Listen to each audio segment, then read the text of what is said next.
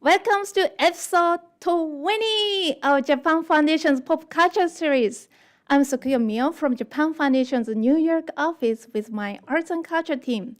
Today, we are dedicating this episode to honoring the incredible legacy of Akira Toriyama, the legendary creator of Dragon Ball, who passed away a year ago. His influence on the world of manga and anime is immeasurable. In this episode, we will explore Dragon Ball's cultural impact, especially in Black and Latin American communities, where the series became more than entertainment. It became a cultural phenomenon. I too grew up watching Dragon Ball in Japan, and in many ways, I feel like I was raised by Goku and other anime characters. One of the most beautiful things about anime is that even if you don't have a real life role models around you, characters like Goku teach us powerful life lessons about perseverance, kindness, and strength. I know many fans around the world feel the same way.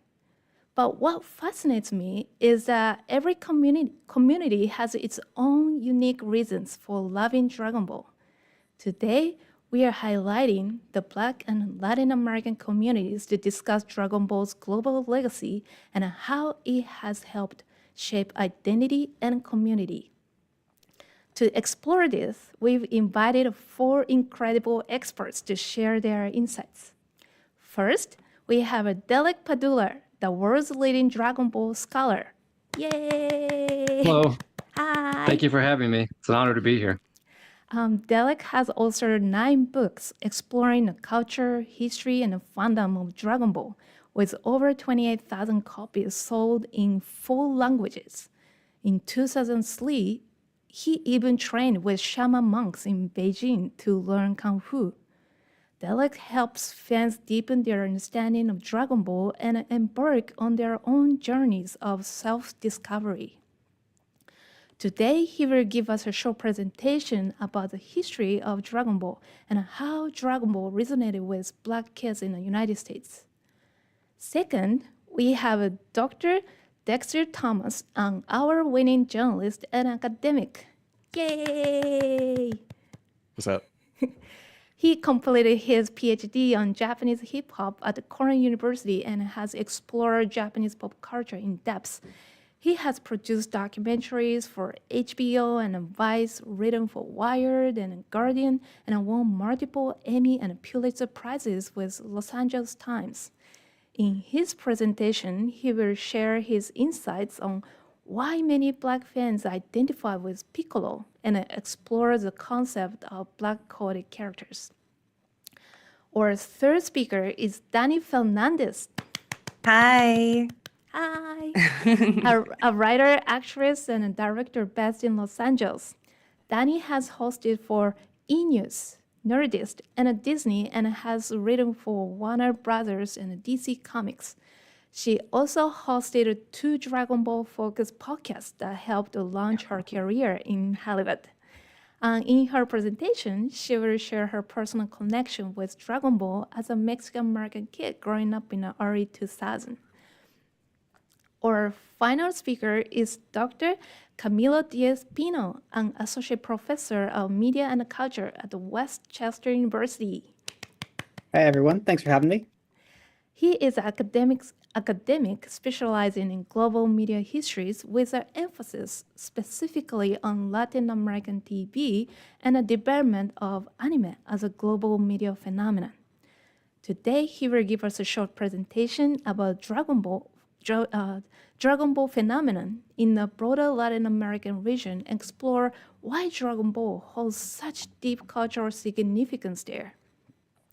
We will start the program with short pre-recorded presentations from each guest speaker. Then they will join us for a live discussion and a Q&A session. Feel free to submit your questions in a live chat. We will also receive some great questions in advance, and we'll do our best to answer as many as possible. Now let's begin with our first presentation from Delek. I will be back later for the Q&A session. See you later. Pochi. Hello, I'm Derek Padula, the Dragon Ball Scholar, and I write nonfiction books about Dragon Ball's culture, history, and fandom.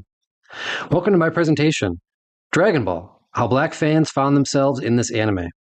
I'll discuss how a 1980s comic and cartoon for a young Japanese audience resonated with black kids in the United States.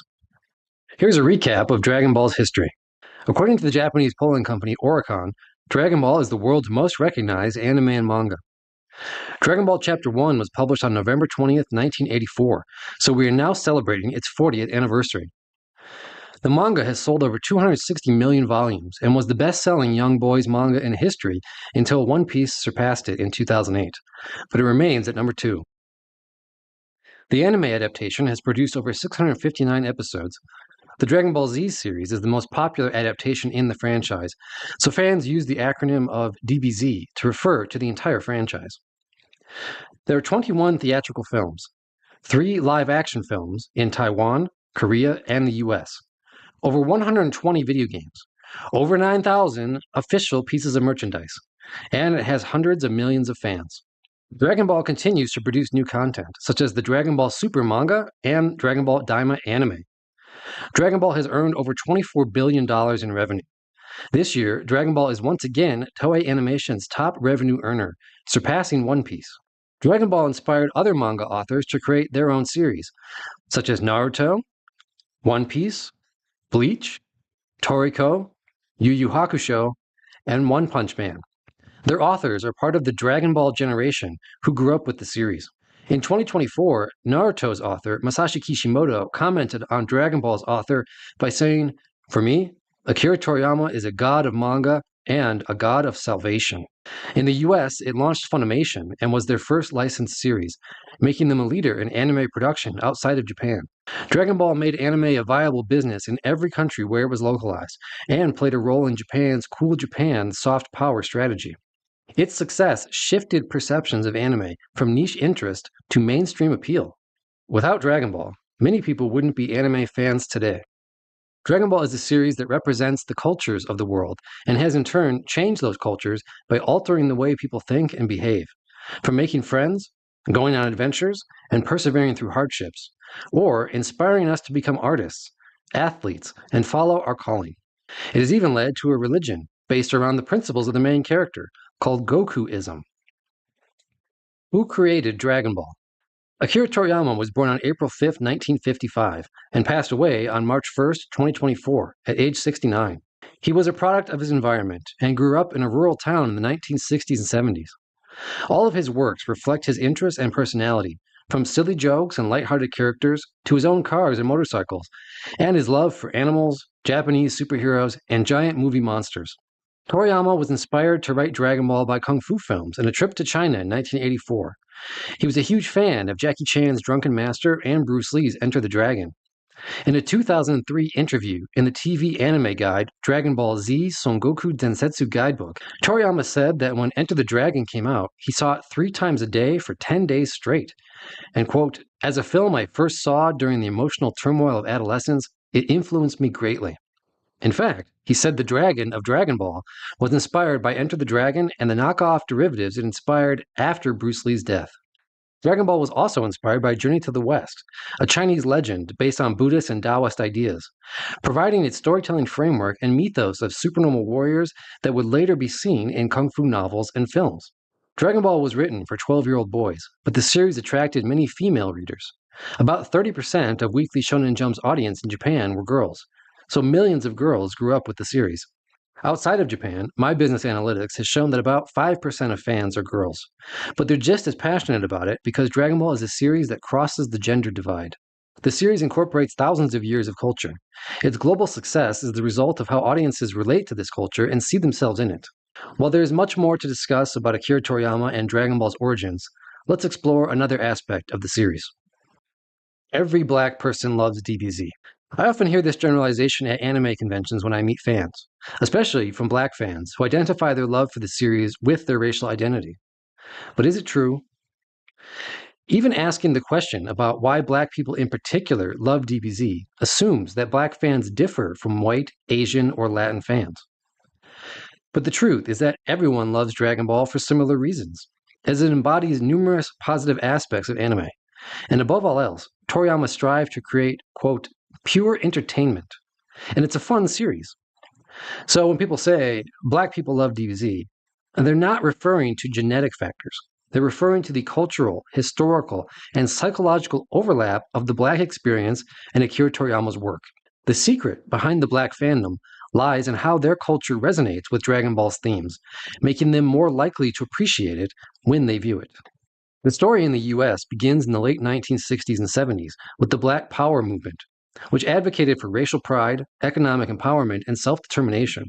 During this time, Eastern spirituality gained popularity as American soldiers returned from East Asia with martial arts practices like karate. Interest in the Chinese practices of Kung Fu and Tai Chi surged alongside martial arts films and TV shows such as the eponymous Kung Fu in 1972, starring the white actor David Carradine instead of Bruce Lee, even though he wrote and auditioned for it. These Kung Fu films were often screened in Black theaters in urban areas like the Bronx, alongside Western blaxploitation action films such as Shaft and Superfly. Black audiences resonated with these films' themes of empowerment, similar to those of the Black Power movement, while incorporating Eastern spirituality focused on self-improvement against oppression. The men who watched these films accepted the Eastern culture, made it their own, and passed it on to their kids who grew up in the late 70s to early 90s. So 2 generations of Black men embraced Chinese martial arts culture, Taoist self-cultivation, training arcs, supernormal powers, and fighting against superior opponents, in the same way that Akira Toriyama did. Some Black men from the second generation influenced by Kung Fu films expressed themselves through hip-hop, such as RZA from the Wu-Tang Clan in New York City. Inspired by these Kung Fu films, RZA and his friends created music that incorporated the Eastern culture they saw in them, similar to how Akira Toriyama was inspired to create Dragon Ball.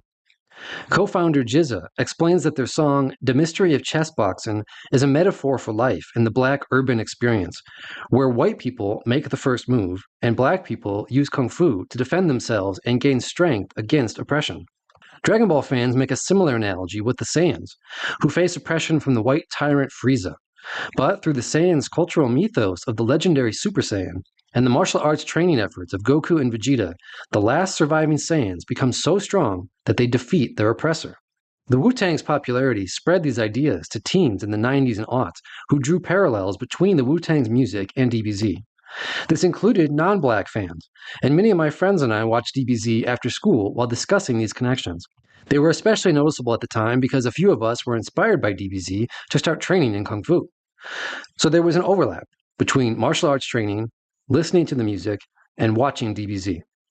In 1998, Dragon Ball Z premiered on Cartoon Network's Toonami, reaching millions of kids for the first time.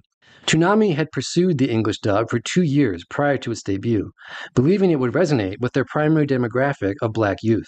Jason DeMarco, the co-creator of Toonami, made an effort to appeal to Black youth, especially in how DBZ was presented to them. He said in a 2015 interview with Inverse.com, "We always used a lot of hip-hop, as well as drum and bass, so not only were they seeing a show that appealed to them, but we also had the music, and the way it was presented was appealing to them much more than other kids' networks were. Plus, hip-hop is a natural fit for Toonami. This young Black audience, raised on Eastern martial arts culture as a form of empowerment, connected with DBZ's themes of hard work and self-improvement. Their existing pop culture made them embrace this East Asian content as if it were native, and to see themselves in it. DeMarco noted that many fans tell him at conventions how Toonami raised me, or Dragon Ball Z raised me, highlighting its significance in children's lives. This was especially true in lower-income urban areas where TV was a primary after-school activity. But I also often watched 3 hours of TV a day after school in my suburban neighborhood, and I always watched DBZ, even when the episodes were repeats." RZA is a Dragon Ball Z fan. In his 2009 book, The Tao of Wu, he explores the overlap between martial arts and Black culture, while sharing his quest for enlightenment. He identifies Black people with the Saiyans as minorities who face ostracism and struggle to rise above their circumstances. RZA states, "Dragon Ball Z represents the journey of the Black man in America, and he calls it one of the deepest cartoons in history. How can a cartoon be so deep? It's because Kung Fu films and Dragon Ball are inspired by Eastern martial arts self-cultivation practices and the journey of enlightenment. When a viewer watches these forms of entertainment and sees these supernormal warriors practice self-mastery and perform incredible feats, after the excitement is over, it isn't the power of the warriors that stays in their minds. It's the feeling of being empowered by the warriors' actions. Then, the subsequent way that these warriors' mindsets and behaviors influence our own. That is why some fans refer to them as a way of life. Here's one way that Black fans embraced Dragon Ball's culture and made it their own.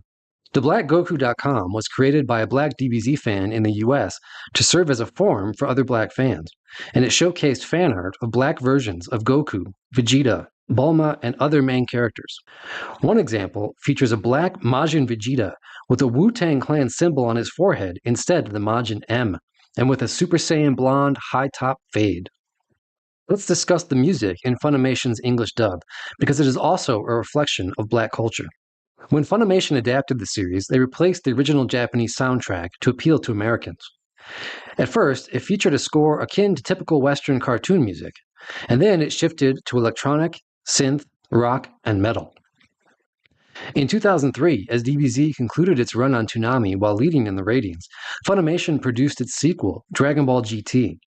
They aimed to expand their audience beyond DBZ's initial demographic and appeal to Black youth in particular. For GT's introduction theme, composer Mark Menza hired Dallas rapper Shorty the Man to write and sing the lyrics. In 2015, I asked Shorty the Man about Funimation's intentions behind this musical choice, and he replied, "There is no doubt that it was a deliberate attempt to reach the African-American audience." Due to the Wu-Tang Clan and hip-hop influences, Toonami's marketing, and Dragon Ball's music and overall appeal, many Black fans of the series have become influential musicians that have cited it as a source of inspiration. For example, Kendrick Lamar, the 22-time Grammy and Pulitzer Prize Award winner, referenced DBZ.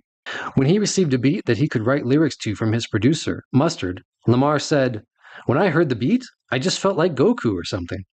With this inspiration, he wrote the song TV Off to this beat, which reached #1 on the US Billboard charts.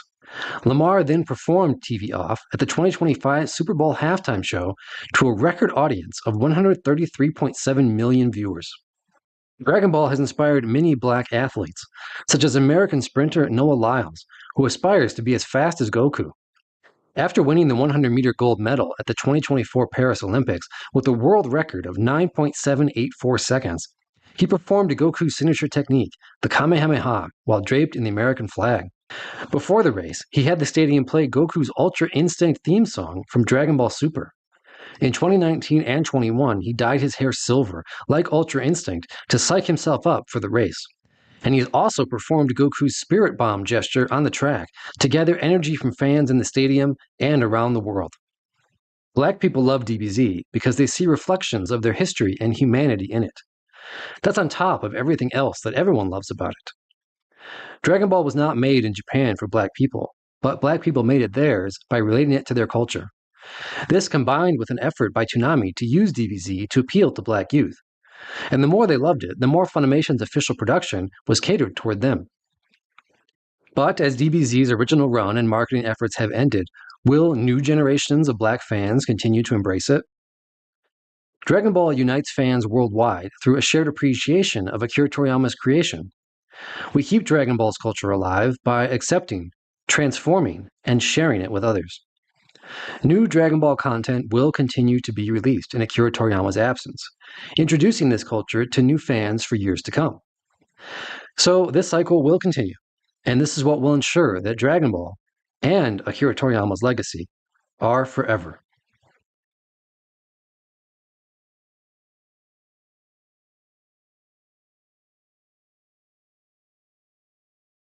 All right, so I'm gonna start off with a story.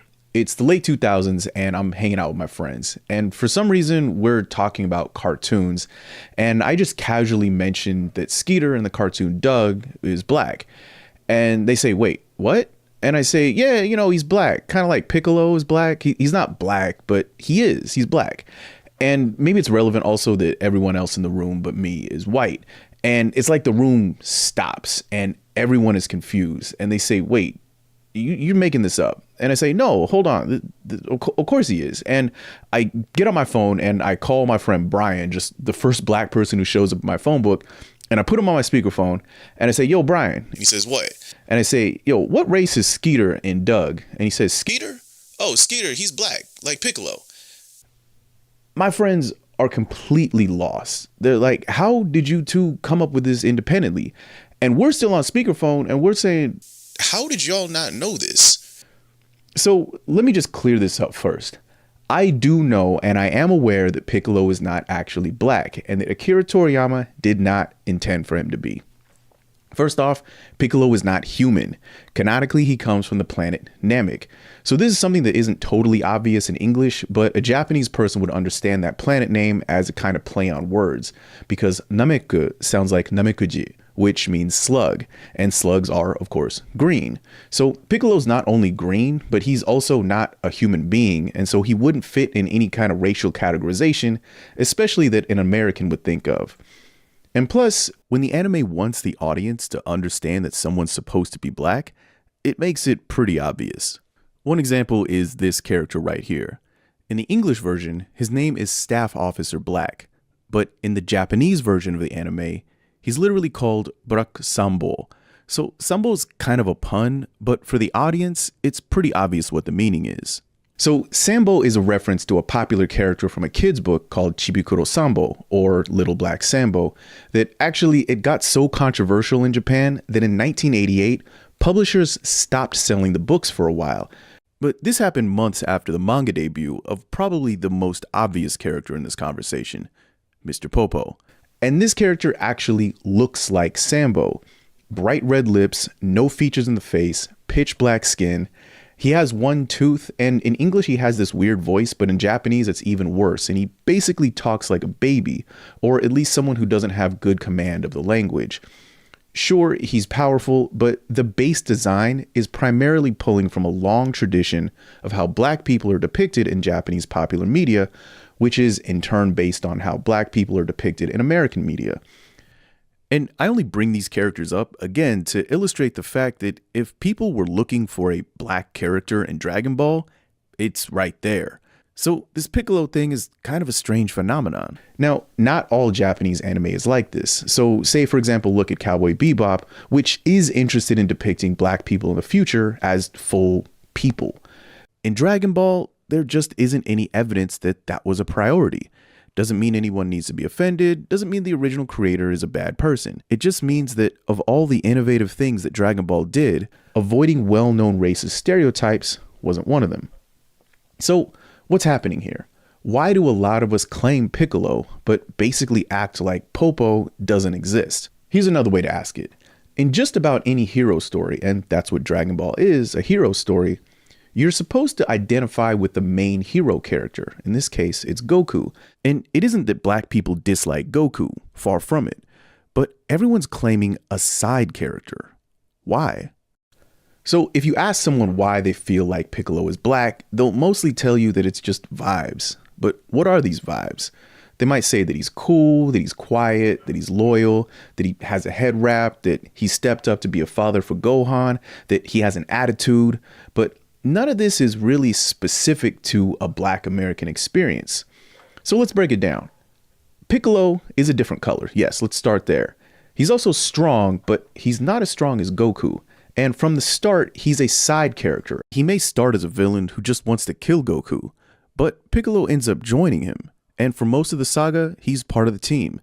And he's loyal, especially to Gohan. Every other male character gets a girlfriend or a wife, even Vegeta, even Krillin. But Piccolo doesn't, and he never competes for anyone's partner. There's no love triangle happening with him. And you could call him a stepfather to Gohan, or you could call him a nanny. So once again, different color from everyone else, total minority, not as strong as the main guy, loyal, non-threatening to the main character's love interest, and does free domestic work for the main character. That sounds like every black sidekick in basically every TV show and movie that came out in the latter half of the 20th century, where we might have had some representation, but it might have only been on the sidelines, but damn it, we'll take it. So I was talking about this whole Piccolo thing with some older black dudes, and they were saying, you know what, this whole Piccolo thing you're talking about, it kind of sounds like this thing with Eddie Rochester Anderson. So Rochester was the first black person to have a regular role in a nationwide radio program. And this was in the 50s, in a time when most black characters on TV or radio were depicted as being stupid. Rochester was a side character, and he was kind of like a butler or a valet to the main guy.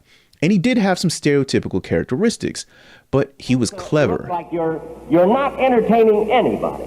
Boss, I saw your last rehearsal. You've got nothing to worry about. And all the white characters respected him within this universe. Nowadays, this character probably wouldn't go over too well with us, but what these OGs were telling me was that, you know, given the black characters that were out there, Rochester was the best thing we had. We just tried to ignore all that other stuff because it really was offensive.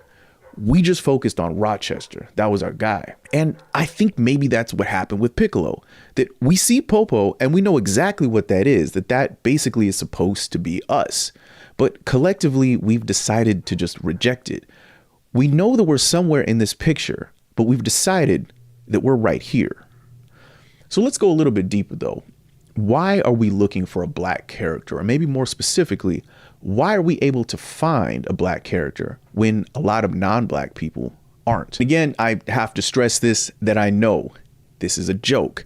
And if you don't get the joke, I would say that maybe consider that around the world, basically wherever you find a minority population, you're going to find some kind of inside joke, so dare I say a dark humor that isn't really meant for the majority as an audience.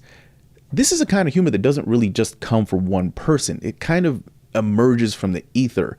It's basically a meme, but memes work for a reason. And my theory here is that what's happening in the background is that Piccolo reminds us of a black sidekick to the white character. But hold on there. You might have caught something in something I just said, that formulation I put out has an implication that if Piccolo is the black character, that someone else is a white character. But that doesn't make any sense here.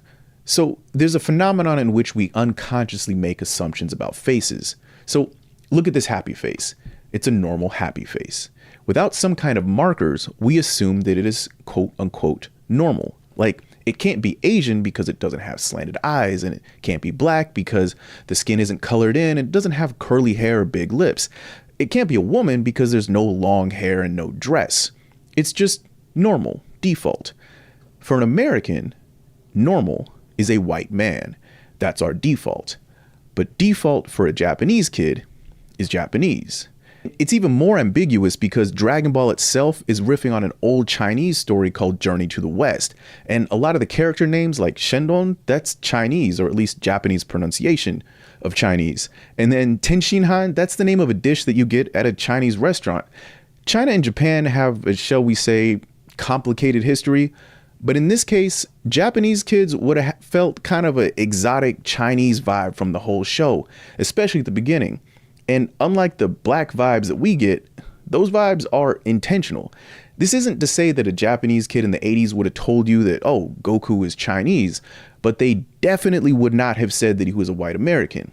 But I do think that part of why we're here unconsciously recognizing blackness where it doesn't even exist is because we're also not recognizing Asianness where it does exist. What I'm saying here is that Americans assume that someone is white unless we're specifically told otherwise or shown otherwise. Now, this is where we'll address the question. I'm sure somebody's thinking it. Well, Dexter, you're here talking about race. You're making it worse. Black people can be racist too. Sure, they can. And here's how. So let's define racism here, not as people being mean to each other, but just as a lack of imagination.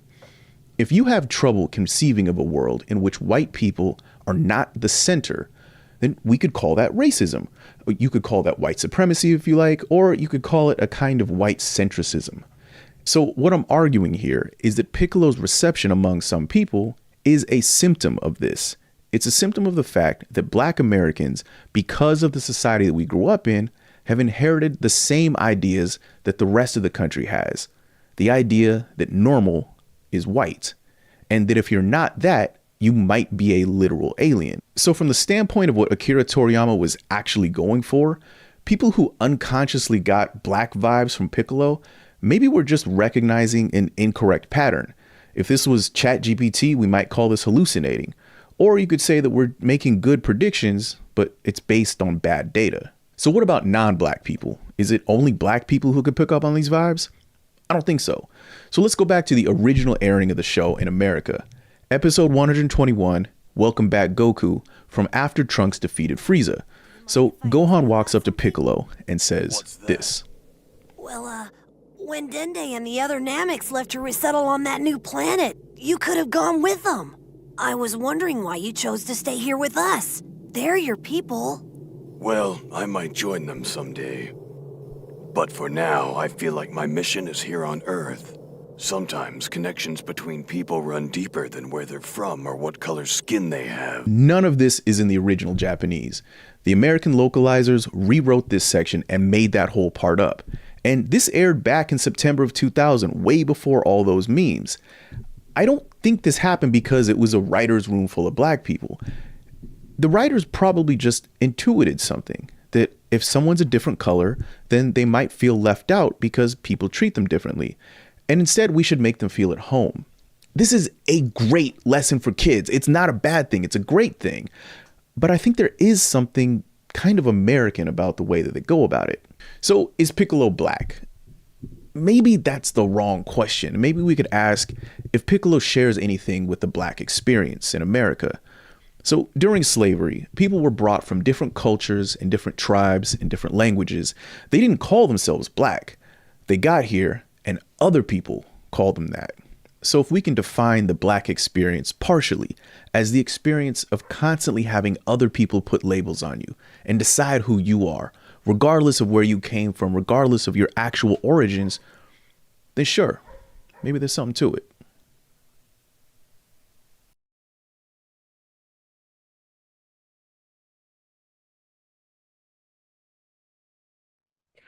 So, like so many folks in the States, I was first introduced to Dragon Ball with DBZ on Toonami. At the time, I was watching like Doug and Hey Arnold, which I loved. But then it was like, whoa, who are these bloody hot guys with six packs who are actually murdering each other? I was watching Rugrats and Ed, Edd n Eddy. And here comes this show that felt so adult. And I think that's a reason people of all ages and races gravitate towards it. It's young and playful and goofy and adult and horrific and sexy and heartbreaking. And so I became obsessed, but Toonami actually started with the Ocean dub, which was a great dub out of Canada. The original Over 9000 meme is from Brian Druman in the Ocean dub. And then Toonami switched to Funimation dub, who I also love, and I have a story that I'm going to get into later, but they only had so many of them dubbed. So they would get to like the end of the Frieza saga or Cell saga, and then they would replay from the beginning of the series all over again from Raditz landing on Earth. So I think that's another reason we became experts is because we saw these foundational episodes so many times. And because of that, I would actually watch it at midnight on Telemundo in Spanish because it was uncensored, which felt even more adult. So I couldn't get enough of it. And because we only had access to a limited amount of episodes over here, I craved more and got heavy in the online community, like fanfiction.net, which still exists. I would read what we call lemons, which are spicy fan fiction. For me, it was mainly Vegeta and Bulma. B-chan was a writer and artist who had an amazing site of fan fiction and fan art. Another was Templo Trunks and a Black Goku. These are like old school sites built on Angel Fire, which is a website hosting domain, and some of them still exist today. But that's all to say it was a lot of POC and women who were congregating in chat rooms. I would spend hours every day in DBZ chat rooms pretending to be Saiyan, writing romantasy, doing fan art. A lot of folks making these were like art students in college, and they were so cool and talented and older than us because I was in middle school. So that's another reason why we gravitated towards this franchise. And so it's kind of wild to me when folks are weird to women in the fandom, like we're not real fans. I also have to say real quick, I think Bulma is the most important character. Like we wouldn't have the Dragon Ball radar without her, which means the show wouldn't exist because it would take them like an eternity to find the Dragon Balls. She rescues Goku with the heart antidote. She created the time machine and Trunks. She tamed Vegeta, countless other things. But the show just doesn't exist without her, and everyone would be dead. So when folks debate the strongest character, I always say her, because if she wanted to have them all dead, she could just not step in. Anyways, these online communities became my sanctuary and a huge reason why I grew up to play in these worlds and be a TV writer. I needed an escape because I was actually bullied heavily at school for liking DBZ. It was not cool where I lived. It's crazy that it's cool now.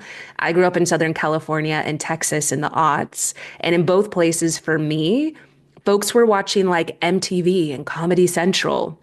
Girls were supposed to be watching Laguna Beach and The Hills, not Shonen. And I begged my parents to take me to Comic-Con in San Diego when I was 11 so I could meet the Funimation voice actors, and they signed my VHS and DVDs, which I still have. But still, I was bullied so much in middle school for being different, for being a nerd, for being overweight, being Mexican, being a girl that was into anime. I had a suicide attempt, which I talk about a lot, because I think a lot of folks in our community can relate to that, of being an outsider and finding an escape in Dragon Ball and online communities in general. Also, if you're a Black or brown fan in largely white areas, you can have this safe online community of folks all over the world who get exactly why you're obsessed with this show. And I say this because Dragon Ball in many ways and Akira Toriyama changed the trajectory of my life. The thing that I was bullied about the most, that a lot of boys and men that I dated made me feel ashamed of, was the thing that helped me break through in Hollywood. So I've hosted for E! News at the Oscars. I've hosted the Critics' Choice Super Awards on the CW. I've hosted red carpet premieres for Disney. They made me into an animated character of myself that I did VO for. But my first ever hosting gig was for Funimation at San Diego Comic-Con over a decade ago. And I ended up working with the same voice actors that I went up to when I was 11 and asked for their autograph. Chris Sabat, Kyle Bear, Eric Vale, that's Vegeta, Piccolo, Yamcha, Gohan, Future Trunks, respectively. I know all these guys now. And I've also written for DC Comics, but one of my first ever comics was the manga of Dragon Ball, which they didn't have at Barnes & Noble. You had to get it from some like hole-in-the-wall store that maybe the owner came back from Japan and had some. Nothing of Dragon Ball was readily available to us. And I think that's why we became even more devoted fans. If you wanted Dragon Ball, you had to go out and get it. You had to go out and find it. And we used to get bootleg merch from Mexico where it was like the body of Spider-Man, but the head of Goku. I know a lot of people have these. We just wanted anything of the franchise, of these characters that we grew to love. And so in that way, it feels really special. Also, I want to say I'm wearing my Selena hat, Tahana Queen, Selena. And some fans have given Goku the birthday of April 16th. Literally, if you Google, that's what it says his birthday is. I know it's not canon. I know it's not canon. I know it's not canon. Don't write me. I don't care. But that just so happens to be Selena's birthday, which I think is a wild coincidence. I love that we now have a Macy's Thanksgiving Day balloon of Goku, and that every time there's a Dragon Ball movie in theaters, it does well, and that your favorite directors and actors like Michael B. Jordan as Killmonger, director Destin Daniel Cretton, who did Shang-Chi, Jordan Vogt Roberts, who did Kong Skull Island, they've all said they were influenced by Dragon Ball. And that so much of Hollywood, not just other anime, because obviously a lot of anime is influenced by Dragon Ball, but Hollywood and filmmaking is influenced by Dragon Ball and Akira Toriyama. And so I got Vegeta and Goku tattooed on me.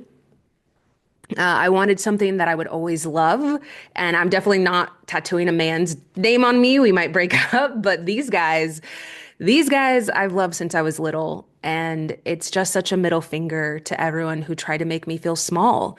Even other fans of this franchise who try to tell me that I don't belong in the fandom, which I definitely dealt with when I was hosting. I thought because I grew up a part of this community that it would accept me immediately. But being a queer brown woman hosting at a lot of these channels, I was at Nerdist and SourceFed and Machinima and Collider and Screen Junkies, and I was once again bullied. I had people saying horrific things about my looks. I had people commenting that I was a fake fan, that I didn't know what I was talking about. And all of this definitely triggered my childhood trauma. But also I had so many comments that I started to think that I didn't know what I was talking about. Maybe they are right. Maybe I'm not a real fan. And to be very blunt, if you're a Black or brown fan in the States, this is probably a part of your experience, which is crazy because the creator isn't white. The franchise isn't white. I'd also say a lot of elements of DBZ are queer. Anime in general has always been an outlet for the queer community. There's now a lot of queer anime, which is great.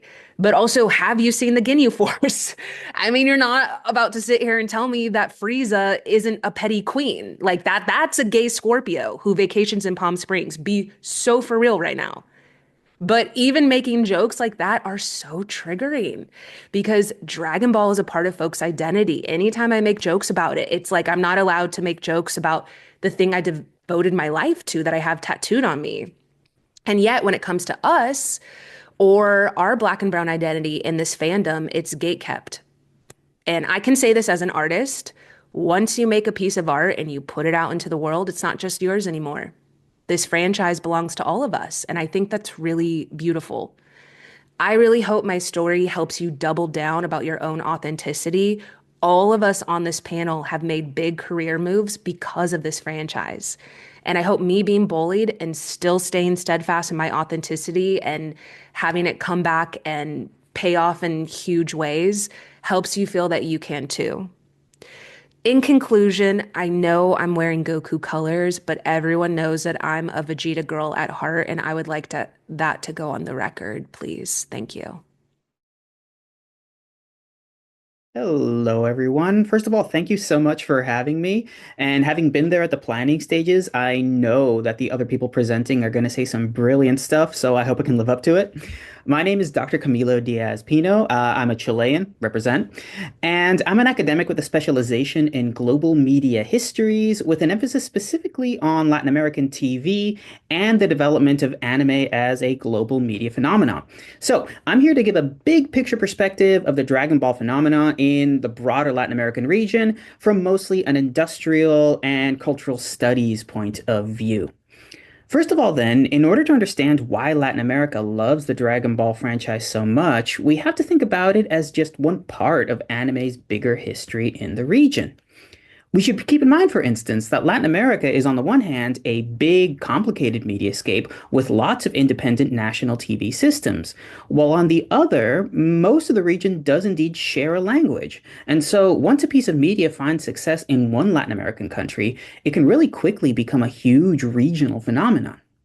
Another important thing to remember is that Latin American media markets have way less money to spend on importation and censorship than US media companies.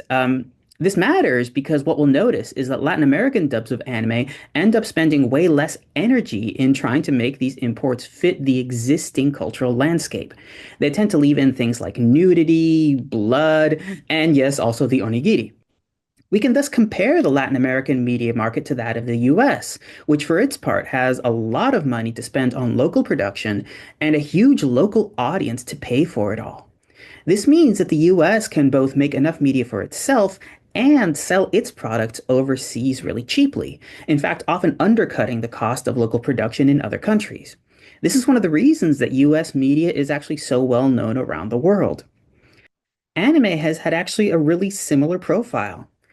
For a lot of its history, most of its costs have been covered by Japanese audiences, merchandising, and advertisers, which means that whatever money anime shows and movies make overseas was extra profit, rather than something that production companies depended on. This is why a lot of anime shows were so freely remixed and edited when they were distributed globally early on.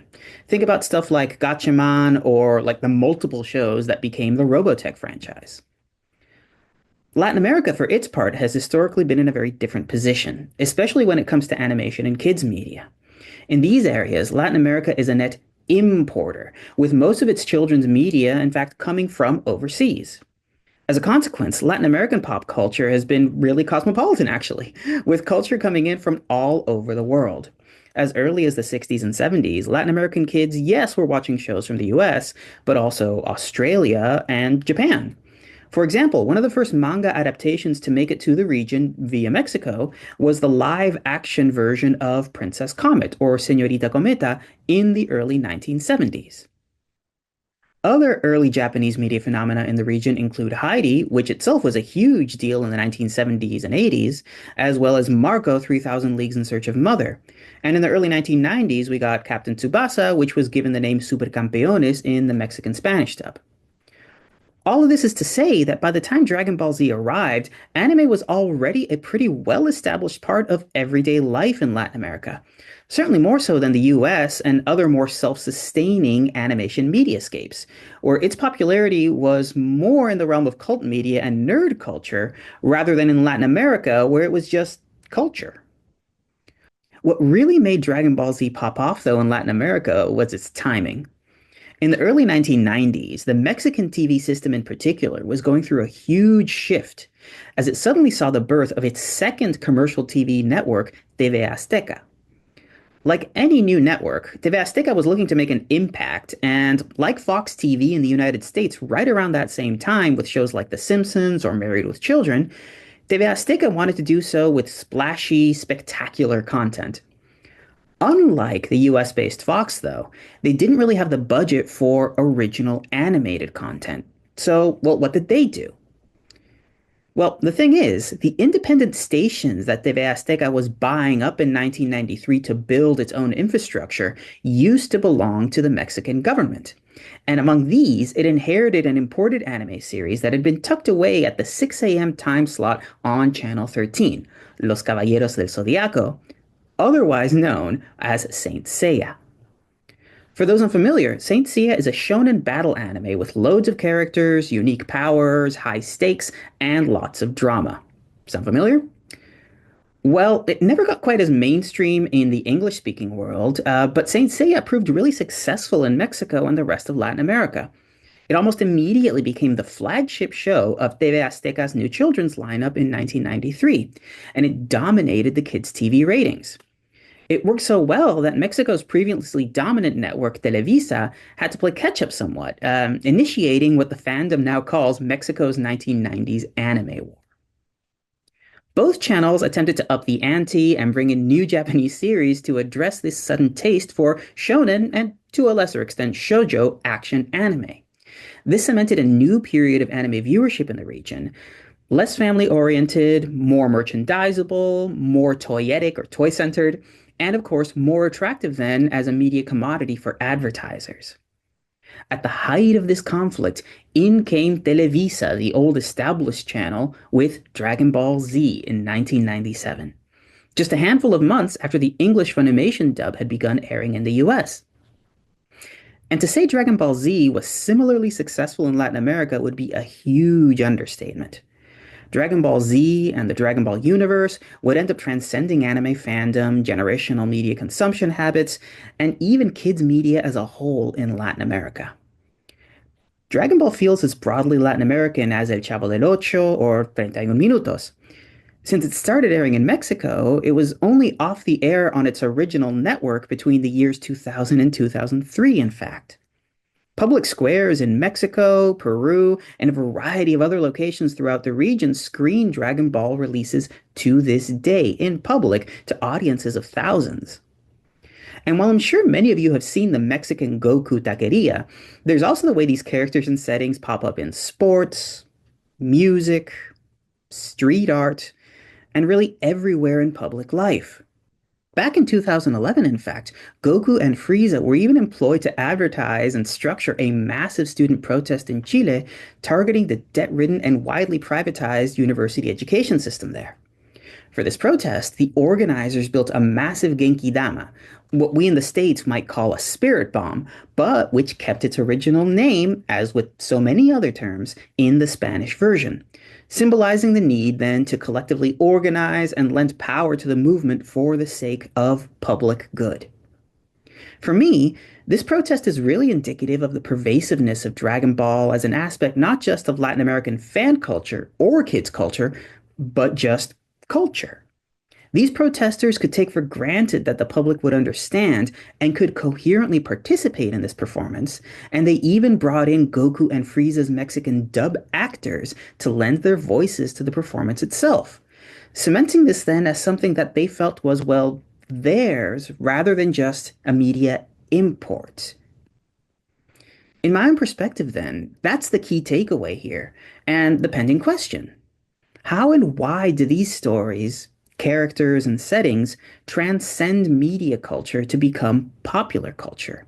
As in, culture that's owned and felt as part of people's everyday lives. We could make the argument that it just hit at the right moment, or that it extends the logic of, for example, the telenovela, that bastion of Latin American media culture.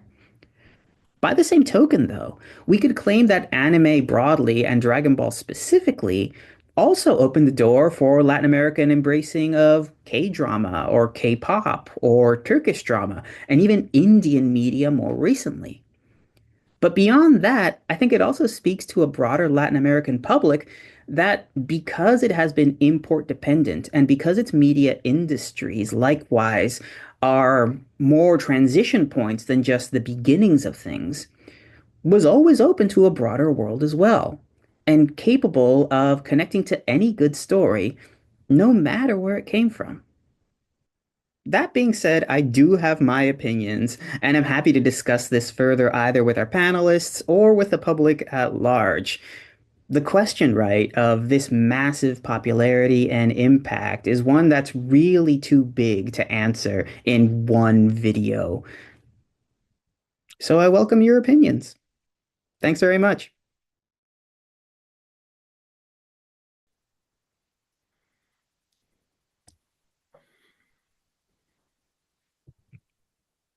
Yeah, we can do this. We got this.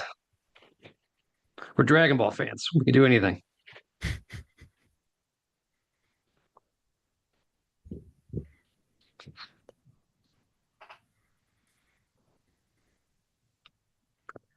Hi, everybody. This is the Q&A portion of the event. Thank you for watching those incredible presentations from our guests. Danny, Dexter, Camilo, you guys are awesome. And you guys in the chat are awesome too. Dragon Ball fans around the world are incredible people. And we received questions from all over the world. We're grateful for all of them. I'm going to be moderating the event, so I'm going to ask questions to the guests. And also, you have a chance to ask questions in the chat, and we will include some of those in our conversation. So let's jump right into it. The first question is for Dexter. This is from the United Kingdom. Can you please elaborate on why Piccolo had such a massive influence on the Black community? How did you relate to Piccolo's story in your own life, and what experiences of his resonated with you? Man, thank you for the question. Yeah, I mean, a lot of it's in the presentation itself. I think for me and for a lot of people, it was just something that, like I said, it was just kind of in the ether. You just kind of felt it. It's a little bit like, and I was joking at the beginning, but I wasn't joking. Skeeter, same thing. It was just a character that a lot of Black people intuited was Black. And it was actually, for us, it was weird that other people didn't figure that out, quote unquote, figure that out, right? For me, I don't know that I necessarily related to Piccolo himself in terms of did I feel like I want to be like Piccolo? And that's an interesting question. That's an interesting question for people who feel like, who is a lot of people who feel like they identify with Piccolo. It's okay, do you want to be Piccolo? Right? Which I think that starts to make you think a little bit more about how we can sometimes unconsciously identify with characters. I think there's a lot of really great qualities that Piccolo embodies. I think also Goku, same things. I think Vegeta's got some things going for him too. So, I mean, personal favorite character, I'll say it here, Lunch. Can't tell you why, or Launch, I guess in English, Lunch, whatever. So I couldn't tell you. I think everybody comes at it a different way. I'm a Gemini, so I also relate to Launch. Shout out Launch, man. Justice for Launch. She didn't show up enough. She was there for a little while and then just disappeared. There's time. Yeah, she was a great character. Hey, this franchise is going to go on way past us. So sure. Yeah, she has a chance to come back. That's true. So this next question is for Camilo. Sure. I wrote this one. It's in regard to your article in 2009. You wrote an article about Chilean political protests They used Dragon Ball as a unifying message. And we've seen a similar thing occur after Akira Toriyama's death, where a group of fans met in a plaza to perform a Genki Dama for Toriyama's spirit. And there was also an online Genki Dama performed across social media that originated in Latin America, where everybody raised their hands up to lend energy to Toriyama. And I participated in that, and I know other people did too. It was really touching. And so I'm curious, is there something special about Latin American fans that leads to these social Dragon Ball movements? I mean, it's a big, complex question, but I think I have to lead with the notion that Latin Americans in general are like right up there with the French at being really good at protests in general and really good at like public organization for rituals of all sorts, including, right, political activism. So one of the things that we can consider here, right, is that in the 2019 article, I was writing about something that was part of a larger wave of political performances in which Dragon Ball, like, to me, was the interesting part of it was that they knew this was something that was really pervasive and part of the broader popular culture, right? And with the death of Akira Toriyama, we could really see that cementing as well, that this was something that had pervaded, that was like steeped into the essence, if you will, of like contemporary or modern pop culture in Latin America in a bunch of different places. And Dragon Ball itself lends itself to ritual, right? The Genki Dama is like a pivotal moment in the story multiple times, at each time getting more and more powerful, right? First of all, just like gathering the energy of the planet, then voluntary gathering of energy over and over again. And because so many of the struggles in Latin America have depended upon a mass of people responding to concentrated power, that really resonated. And by the same token, giving homage, right, to the figure that gave us this language to speak towards power, it's only appropriate, right, that they would then use this same symbol, the same ritual in order then to, you know, pay homage to that. Love that. It's fascinating to me because it's a physical gesture. It's not words. It's a type of body language rather than verbal language. And so that makes it universal. Everyone on earth can perform the Genki Dama physical gesture. And we all know what it means by looking at it and by doing it. Yeah, it's a collective gesture. It's really powerful. So next question is for Danny. It's from Greenwich in the United Kingdom. They asked, when I started watching the show as a child, it was in French, and it took me a long time to readjust to the English dub. So what was it like for you to watch the show in Spanish and English? And did you watch both dubs at the same time?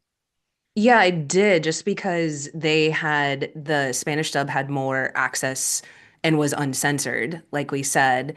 But English is my first language, so I was kind of picking it up here and there.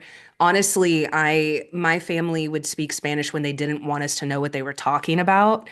So which is like a common Mexican American experience, I feel.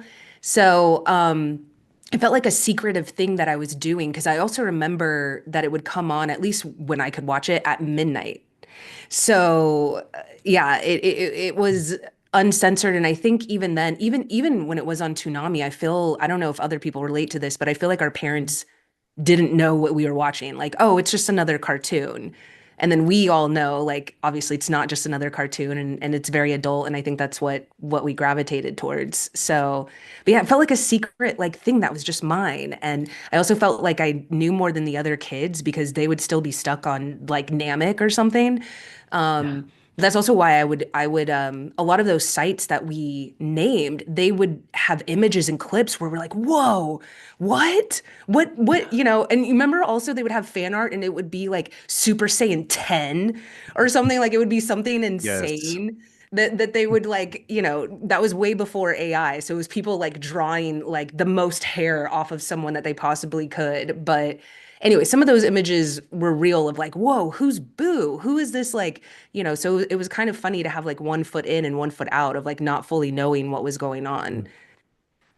Yeah, so for you, you had these two cultures, these two languages, but also the fan community that united them. And so it was a process of discovery every day because you're watching the show and also going online and engaging with the fans. That's what made it more addictive. It was like this whole world. Honestly, like B-Chan's site, which I think actually still exists.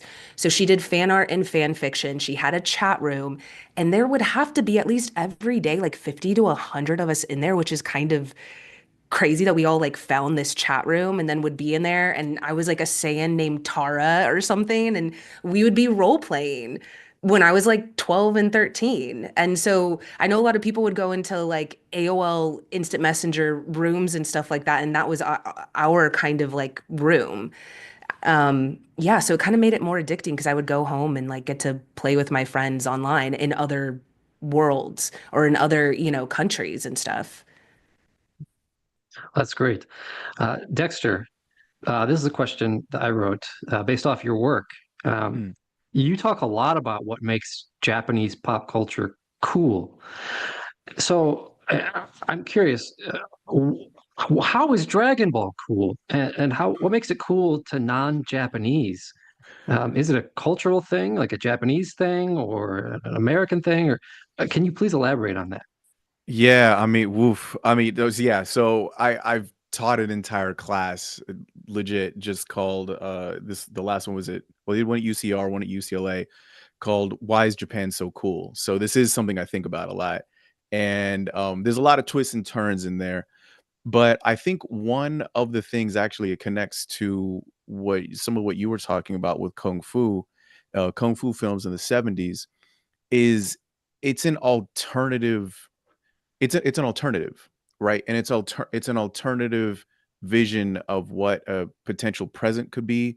It's an alternative vision of what a potential future could be because if you're living in the hood and you're seeing and by the way, if you're watching kung fu movies, in the 70s, these aren't the expensive films to go to. This is the cheap matinee stuff. This is, this is the bargain films where you just the cheapest ticket you can get, you can watch these. And so it's readily accessible to anybody. But I think one of the things is it just provides a different vision of what things could be like. And it seems so, for an American, it seems so foreign to you, where you have an idea, even if you're a young kid, and even if, in the 80s, 90s, and early 2000s, where as Camilo, as your piece kind of hinted at this, that Japanese properties used to hide the fact that they were Japanese. They didn't show that they were eating sushi. They didn't show that they were eating onigiri. It was a jelly donut or it was a sandwich or something like that. So Japanese media used to legitimately, video games, the same thing, used to hide as best as possible. But as a kid, you kind of figure out something's different.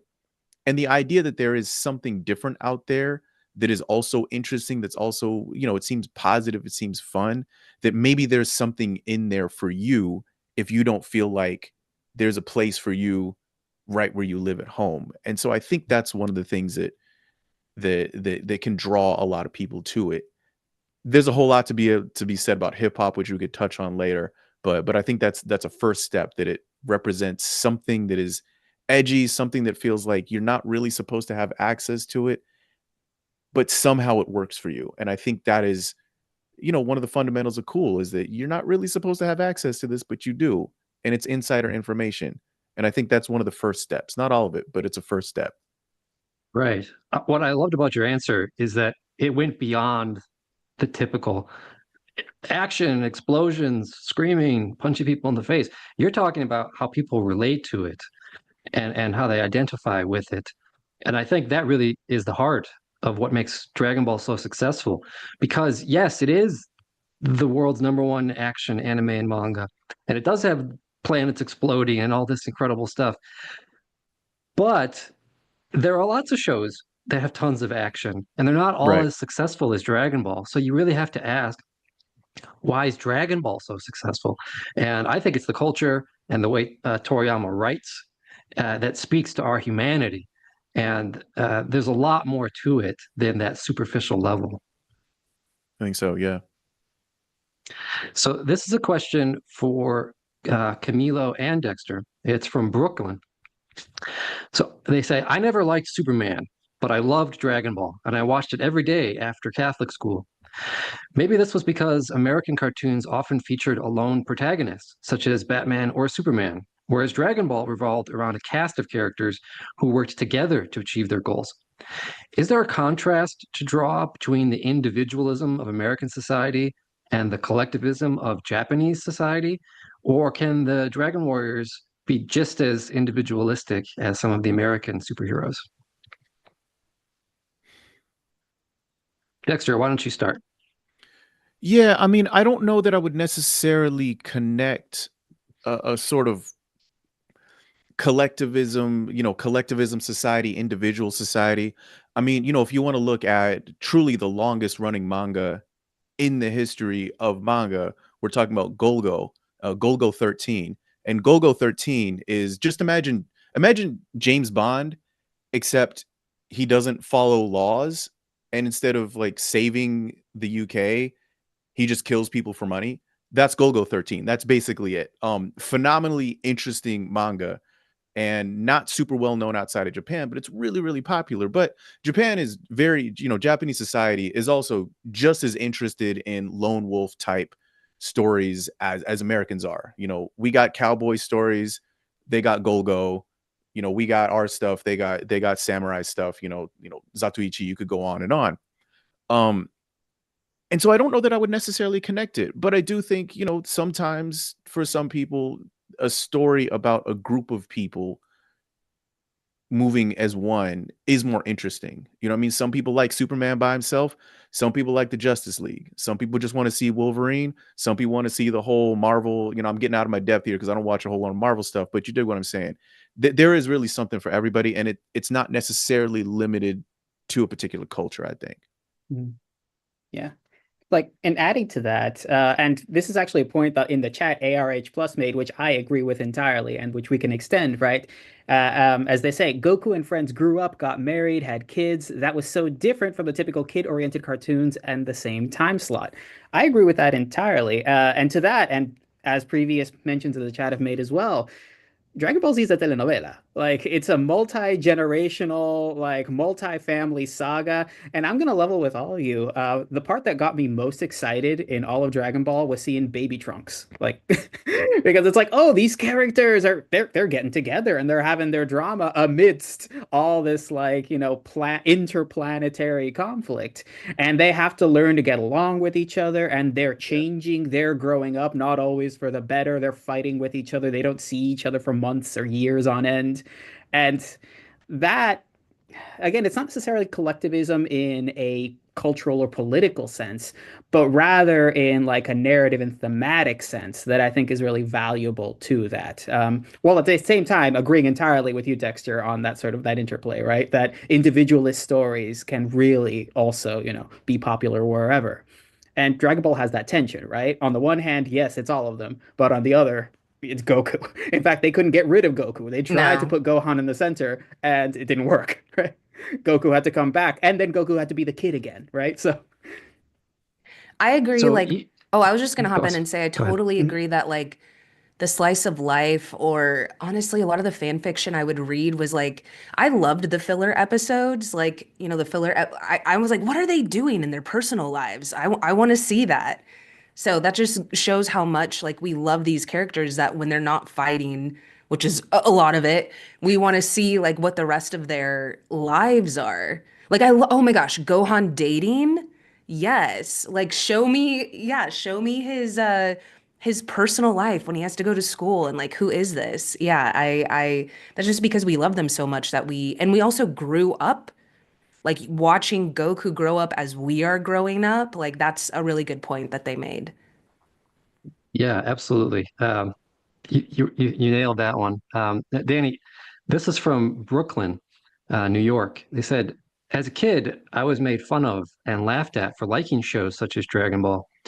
Were you scared to tell people that you were a Dragon Ball fan? Yeah, eventually, because it was just, I don't know, it was weird to like anime in some of the places I was, and also it was weird to like it once I graduated and got into college, and then after college, I feel very privileged now that it's a part of my career that I can be into comics and anime and stuff, and kind of live. I don't know, I feel like millennials also have kind of made that big push towards collecting Funko Pops and being there's a whole section, I feel like, when I was after college that it just felt like weird, like I should have grown up and didn't. And now that's more accepted. I think a lot of places also realize like capitalism. They're like, oh, y'all will pay for this, or like a lot of you millennials don't have kids. So like I remember when I think Disney realized that we love a Goofy movie. So then all of a sudden they're like, oh, this thing that we made 30 years ago, y'all want this? And so then there's all this Powerline stuff now out. Guess what? It wasn't there a decade ago. You couldn't find it. And now Max is at Disneyland, like the actual and Powerline. It's like he wasn't there a decade ago. So that's a part of it too. But like I was in that awful transition phase where it was like, no, you're supposed to grow up, because I feel the generation above me wasn't watching cartoons anymore. So it was weird to watch cartoons as an adult, at least in some of the spaces that I was in. So that kind of sucked, that I felt super judged by it. And yeah, I think like I said in my thing, it was like people were watching like Jersey Shore or, you know, whatever, and or The Hills or The Bachelor. And here I am watching Shonen and Tenchi Muyo, and like, I don't know, it just wasn't accepted.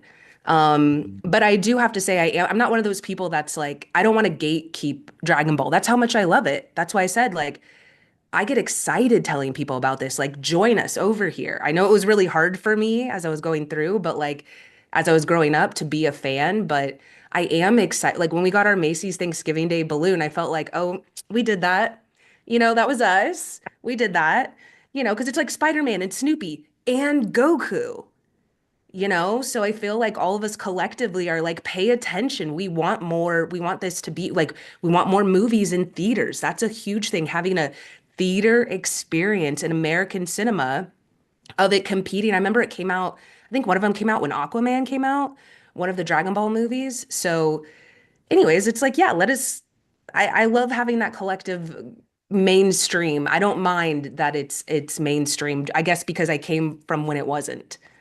So, And to stick with that topic, you talk about mental health a lot in your work. Do you feel like there's a mental health aspect to Dragon Ball? And how would you describe this?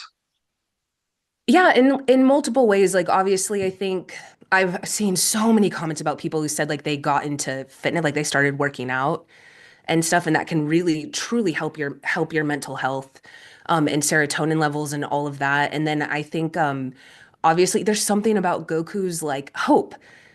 Actually, one of my favorite quotes from Future Trunks, he says, "Hope is always the right choice." And I think of that constantly. I'm always like telling my friends that hope is always the right choice. It takes bravery. It takes strength to be hopeful. It really does.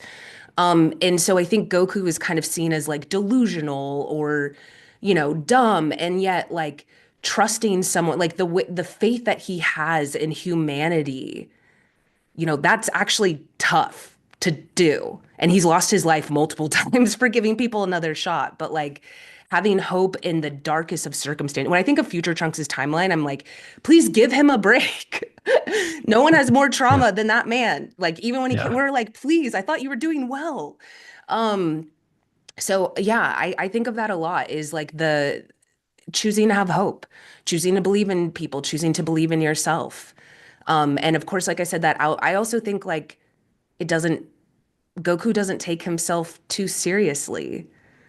And there's something to that, even though I'm a Vegeta girl, like there's something to not taking your hits. If you took every hit very seriously, you would stay down, right? And so he kind of like has a way of letting them roll off his back and step back into society, and in a way that I hope I'm doing. So Well said. Yes. When I was growing up, I was also picked on for being a nerd and liking anime and things like that. And I got so depressed, I became suicidal and was about to kill myself. But it was Goku's spirit of perseverance that inspired me to survive one more day. And then that became a week, and then months, and then years.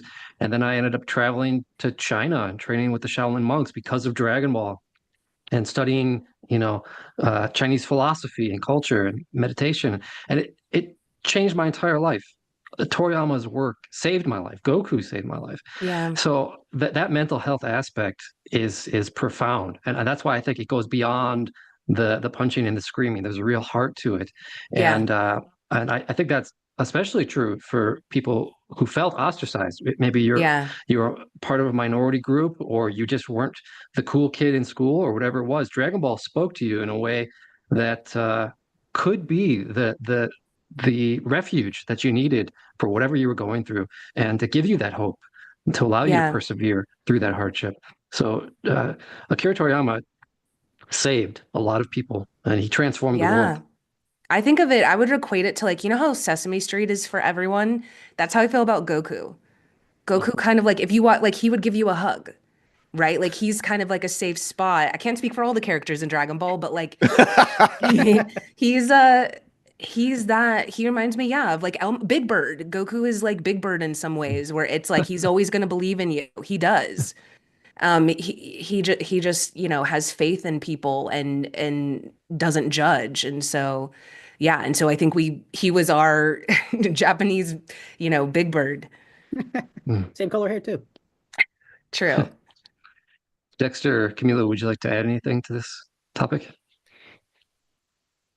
You know, I'll throw one in here, and everybody just shout out to everybody who's talking in the chat right now. The comments, like a lot of these questions are amazing.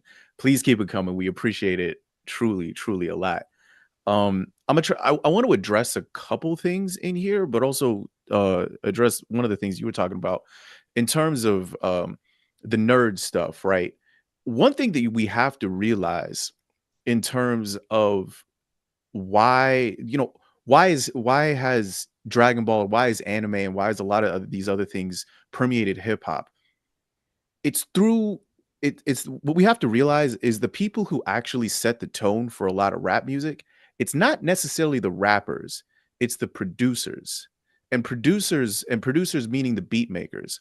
And especially in the late 80s and the early 90s, if you were working the machines that were actually making the beats, you were basically by definition a computer nerd, because you had to study these machines, which were not meant to make rap music at all. It was meant for other stuff.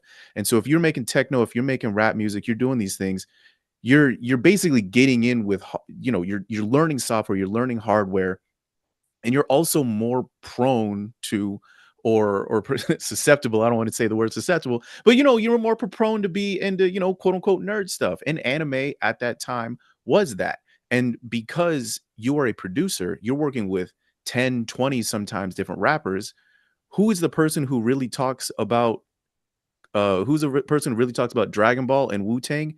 It's RZA, the producer of the group. He's the person who ties it together, and it's really always that way. And so what you had happen was you had the nerdy kind of dorky black kids who didn't really have the swag to get on the mic, but they were really good with the machines. They talked to all their rapper friends. The rapper friends end up making the music. And then, of course, as we know, black kids, black culture sets the tone and sets the pace for a lot of, you know, mainstream American culture. That's how it gets out into the front. And that's how it gets out in the mainstream. And so because of that, I think that's one thing we have to realize is it truly was those kids who were probably also getting bullied by their friends or getting made fun of by your friends. Why are you watching these weird Japanese cartoons? They're the ones who later came on and started, you know, getting their friends and them also rapping about it. And that's really what set the tone for a lot of this. Yeah, RZA was the perfect target demographic for Dragon Ball. Truly, because he grew up watching Kung Fu, and, you know, Kung Fu movies, got really into that. So Dragon Ball, I mean, honestly, he was a little too early for Dragon Ball. He was a little old for Dragon Ball when it first came out. And me personally, his analysis of Saiyans, like when I read that, I thought, nah, man, I don't agree with that at all. I like what he said. I would tell him to his face. This is not me dissing RZA. I love RZA. RZA is one of my, like, I think he's a genius. I didn't agree with it, but I thought, oh, wow, what an interesting way of interpreting this thing that I also really like.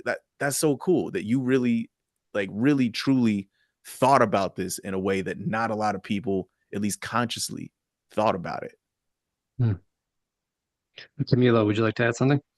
Yeah, I mean, to that point, Dexter, amazing point. And on top of that, right, we can consider that hip hop in general is like one of the most like intertextual like genres of music that exist, or art in general, right? Which is to say that it from its beginnings, right, was building new art out of old art. And it was constantly engaging with the culture around it in a way that wasn't hidden, right? That wasn't trying to obscure the sources that it was drawing from. And so then when we consider other genres of music or other genres of visual art, quite often they would try to pass off stuff that did perhaps have anime influences or other influences and like pass it off as original, whereas hip hop culture, more broadly speaking, was pretty open about its influences and quite willing to engage with like this historicity of like media that builds on itself, right? So it allowed for this window, this engagement. Dexter, this is a question from Itzapalapa in Mexico City, Mexico. How can a story, and Dragon Ball story in particular, reshape a person's mindset? Man, that's a great question. I'll go to Goku for that one, and I will actually also I want to talk about a couple of the comments that were in the chat here. A couple comments about kind of the hyper masculinity of what we see in some Dragon Ball Z fans. Like, let's be real, there's a lot of people who've seen it, not people, dudes. There's a lot of dudes, men who've seen it, and what they've taken away from it, unfortunately, is, oh, I just want to be big, buff, and I want to be strong, and that's it. I want to be like Goku. Fam, if you want to be like Goku, truly, if you want to be like Goku, and I'm not one here to gatekeep, I'm not whatever, but what one should, if one wants to emulate themselves off of a, let's be real, we're talking about a cartoon character here.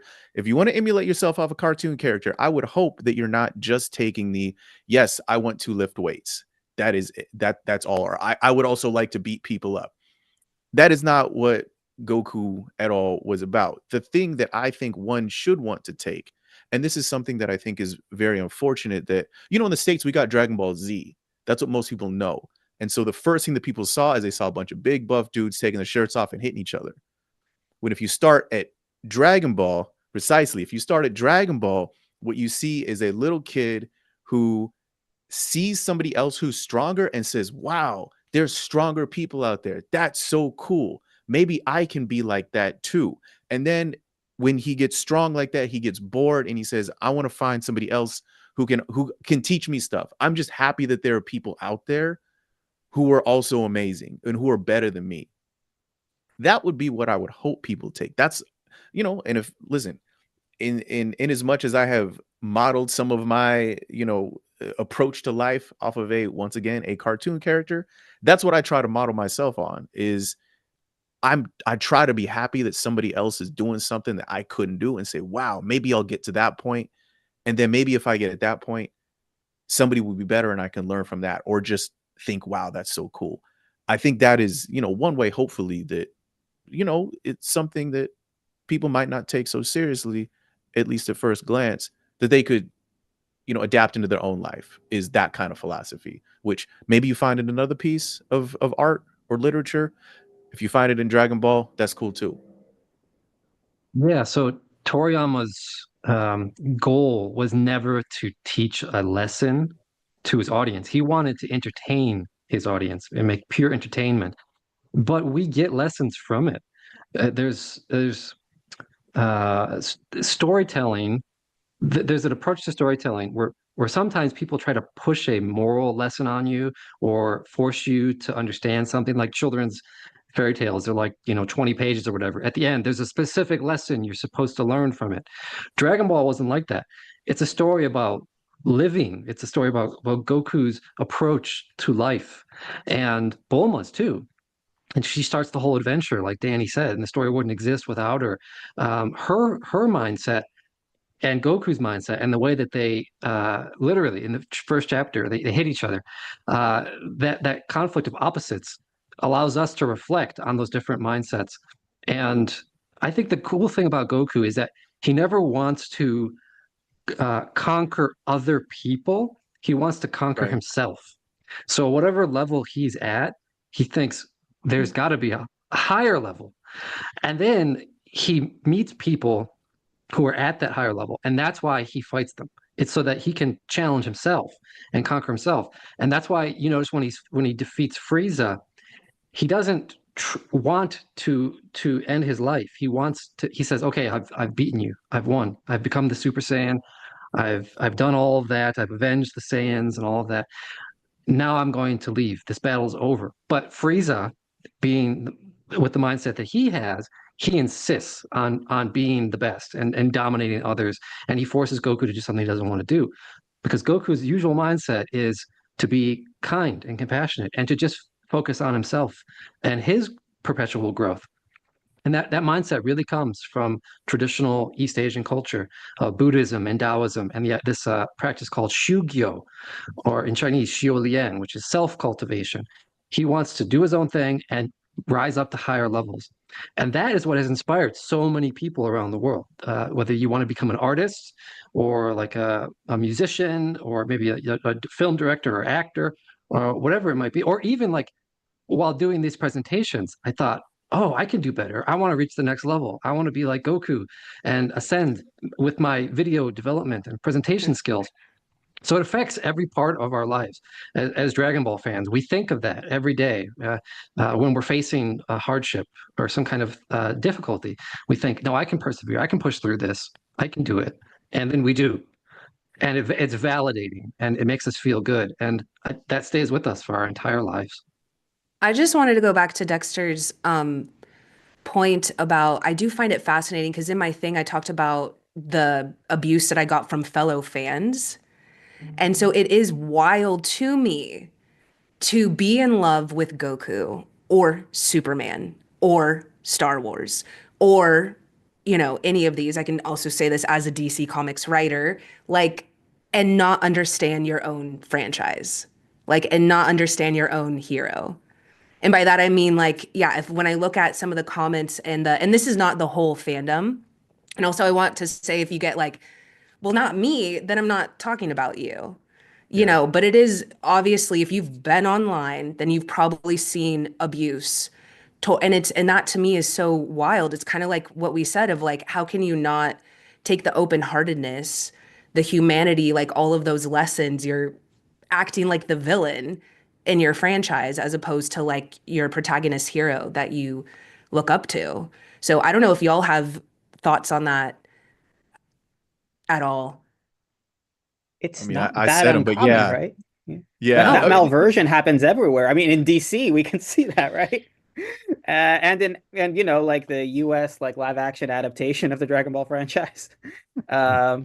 You know, you take these surface level elements and that's what you think the audience wants, but you know, they want everything, really. Even if they won't admit that they want everything, they want the drama, they want the action, they want the childlike wonder. It's the mix, right? But the flashiest part of it, the most obvious part of it, the part that can be merchandised most, you know, superficially, that's what quite often then comes to the surface. And it's the part that the fans think that it's all about sometimes. And it's definitely the part that, you know, the more superficial adaptations take on sometimes. Yeah, Camila, you mentioned that Dragon Ball is like a telenovela.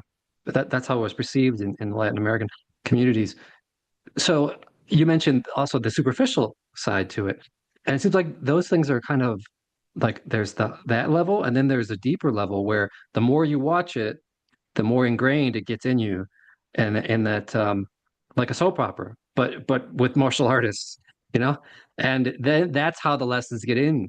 Because like I said, Toriyama's not trying to force lessons on you. They get into you through the subtext or the little interactions that the characters have with each other, not the big explosions. It's the small ways that they talk to each other, that the way that Goku keeps moving forward and does action after action. That's what seeps in. And that's the real depth of the series. So the next question is from Fort Collins, Colorado. This is a question for everyone. Growing up as a minority anime fan, he mentions that he was black. Sometimes it felt like I didn't have a place in different anime communities, but I never felt that way with Dragon Ball. I always felt like I could talk with other DBZ fans because there were so many other fans like me in the community. Dexter, let's start with you. Did you have a similar experience to that? In which, hold on, in which sense here? in the sense that you were black Yeah. and you found other black fans in the community, and so that allowed you to connect with them. But it wasn't like that in other anime.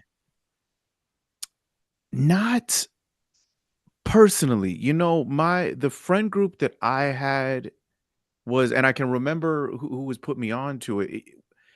It was this is in high school. It was a pretty wide swath of people. I mean, I think there was a white kid in there. There was a couple Cambodian kids in there. It was me, and so not for me, not specifically. I think we all connected with it in different ways. But the one thing I do remember is uh kids coming back from Mexico and saying, "Yo, I got the new Dragon Ball stuff," and me saying, "What?" And them saying, "Yeah, wait, you're still on Namek?" Like they're still fighting with the green background still. Oh, Goku has super long hair already. What are you even talking about? And so yeah, that I remember that being completely mind blowing that they would just come back with all the new information, and I didn't know if it was real, I didn't know if it wasn't, but it seemed legit. But yeah, for me, it was actually a very diverse group of people. Camilo or Danny? I think for me, oh no, go ahead. No, go ahead, Danny. Oh, I was just going to say I mean, I have, talked about my experience growing up, and I had like one friend that I would watch it with, that I could talk to about it outside of the online community that I found. But like, yeah, I guess what I was dealing with is kind of what I was saying is, as I grew older, thinking like, oh, they're going to accept me. Here I am, like talking, like even on panels like this. I have to say thank you, everyone. I know Dexter pointed this out, but like everyone, all the comments have been so positive, and I can tell you, not on every corner of the internet when we do these panels, they're not. And if I can share this, Derek, there was a thing in here that said like trivia question, and I flagged Derek, and I was like, oh, I don't want to do a trivia battle, because if I miss one or two questions, I'm gonna be called a fake fan, which is literally what I said. And so, yeah, I have dealt with, that animosity within our own community. Like it's a problem. And I think a thing is like, a lot of the big YouTubers and a lot of the big, like, and channels, I have to say this, you establish the audience and you establish what you're going to put up with your audience, and speaking up. Some of them do and some of them don't. And I know some of the channels I've worked at, they will. Like, we're not going to tolerate that. And others, it's like, well, if it's getting views and if it's getting clicks and it's getting comments, which is not protective of us. If you're a minority host, panelist, speaker, or a female host, panelist, speaker, you're going to be dealing with that. And it is kind of a trauma, like to have to speak on this. You're putting yourself out there. I shared very personal, vulnerable things with y'all, and I'm happy to. But then you're opening yourself up, and you would like to think that your own fan base would have your back, which everyone in here has. But in other parts of the internet, it doesn't. And so that's been really difficult. And it is, I do have to say, a part of it is moderating and who's in charge, and like, do they care about the well-being and mental health of their panelists, of their hosts of color? Because it's not just our community, obviously, but I want to say it is a problem that I've interfered with, and I'm sure that they've interfered with as well. Milo? Yeah. I mean, I was gonna say, like, on that notion of like social ostracism, I was in the kind of group there we weren't popular enough to be bullied, really.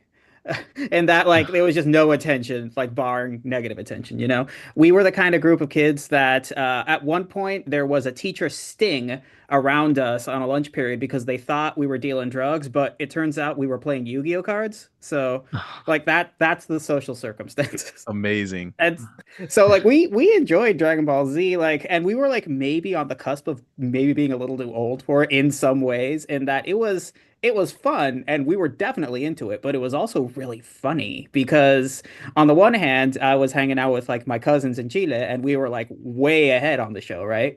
But on the other hand, I was growing up in New Zealand where we were, I think, behind even the US. And so the way in which we would catch up with episodes was through like VHS rentals. And the dub got so funny once Gohan became a teenager. Like, it was hilarious. And so it was one of those things where, on the one hand, you're enjoying it fully, sincerely, but on the other hand, also kind of ironically, and it helps in that transition, right? You don't feel like, I never really felt like a nerd like in Dragon Ball Z in that way. I felt like a geek in so many ways, but not because of Dragon Ball Z, you know? That's very unique. Thank you for sharing that. I'd never heard that experience. To stick with you, Camilo, this is a question from Mexico City. My family moved to a new home almost every year, and Dragon Ball was always part of the bonding process with every new group of kids that I met. Sure. What is it about Dragon Ball that helps us bond?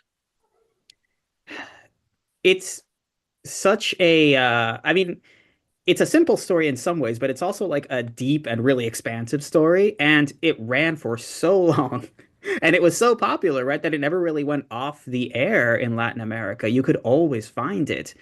And it was free to air, which is important because, like, in a cultural or social context, right, where you're going to get like huge amount of like economic stratification, that idea of access matters. If it's a popular show that's only like on pay-per-view or cable or something, then it won't have that pervasiveness. And especially if you're coming from like, lower socioeconomic status, then yes, it's something then that the middle class and upper class kids are going to enjoy. But if it's something that everybody enjoys, then yeah, that's an entry point, right?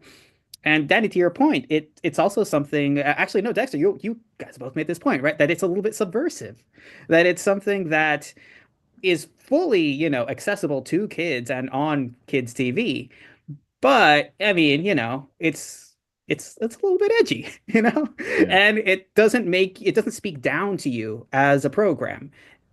Because yes, it's funny, but it also takes itself seriously, which means that you don't feel silly taking it seriously either. Dexter, this is a question from Durham, North Carolina. Do we still see elements of representation of colored people in Dragon Ball Super and Daima, such as Piccolo and the Namekians being black? I mean, I think that comes down to the person. I think that comes down to the person. I mean, if we're talking about what appears in the anime, it's like I said in the presentation, it's easy to tell when somebody is intended to be Native American, especially in Dragon Ball. There's a couple characters. It's really easy to tell when somebody is intended to be black. And beyond that, it kind of depends. It kind of depends. I think there's ways that we can project our own experiences, but it really depends. It's hard to say. I think that really comes down to the person and their own background. Yeah, we had another question or comment from a fan who said that when he watches Dragon Ball Daima, there's an old Namekian character, and he reminds him of the black uncles who live in his neighborhood. That he connects with them in that particular way. Yeah. I think there's, and it depends, and it depends on when you watch it and how you watch it. I think there's, for people who watched it, and we're not going to get into a dub versus sub thing here. We're not going to do that. But I remember seeing for the first time Dragon Ball Z, seeing the Japanese version of it for the first time and being really confused at Goku's voice, because I thought, oh, he sounds like a little kid. He sounds like a little girl. What is happening? This dude who I've seen beating up all these people, saving the planet, saving the universe, sounds like a little kid. What's going on here? It actually makes entire sense. If you've actually watched the show, if you go through the beginning, it makes sense that Goku has the same voice from the beginning all the way into an adult, because yes, he's this big, powerful person, but he's always got this mindset of he's a big kid.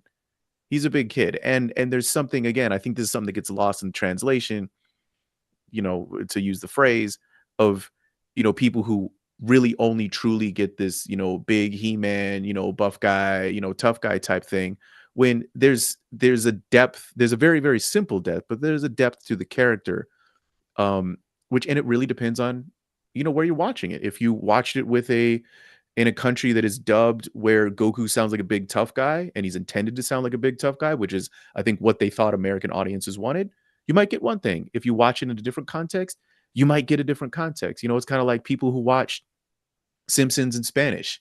Homer's a different dude in Spanish. He's funnier, actually. But it all depends on the context in which you watch it, I think. So this is a question for everyone, and we'll start with Danny.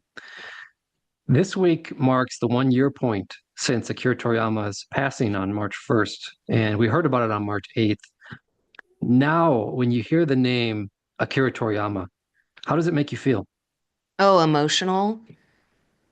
Yeah, emotional and proud. Like I'm proud to be a part. We're all a part of this franchise, And like I said, we help like get it in theaters and a big balloon and like more sequels and like, and then everybody that's been inspired by it to go off. And so yeah, I feel very proud. Like I'm happy as much as I have talked about like being bullied and stuff, like I feel very proud that I'm a part of this fandom and that I've been so heavily influenced by him. But yeah, it's very emotional, and I'm a very spiritual person, so I feel like he still sees how much we enjoy and love it. And I do want to say the one thing though I disagree is I feel like it doesn't take itself too serious. I obviously don't know him and don't know anyone personally, but like I feel like the like Goku and Akira Toriyama and like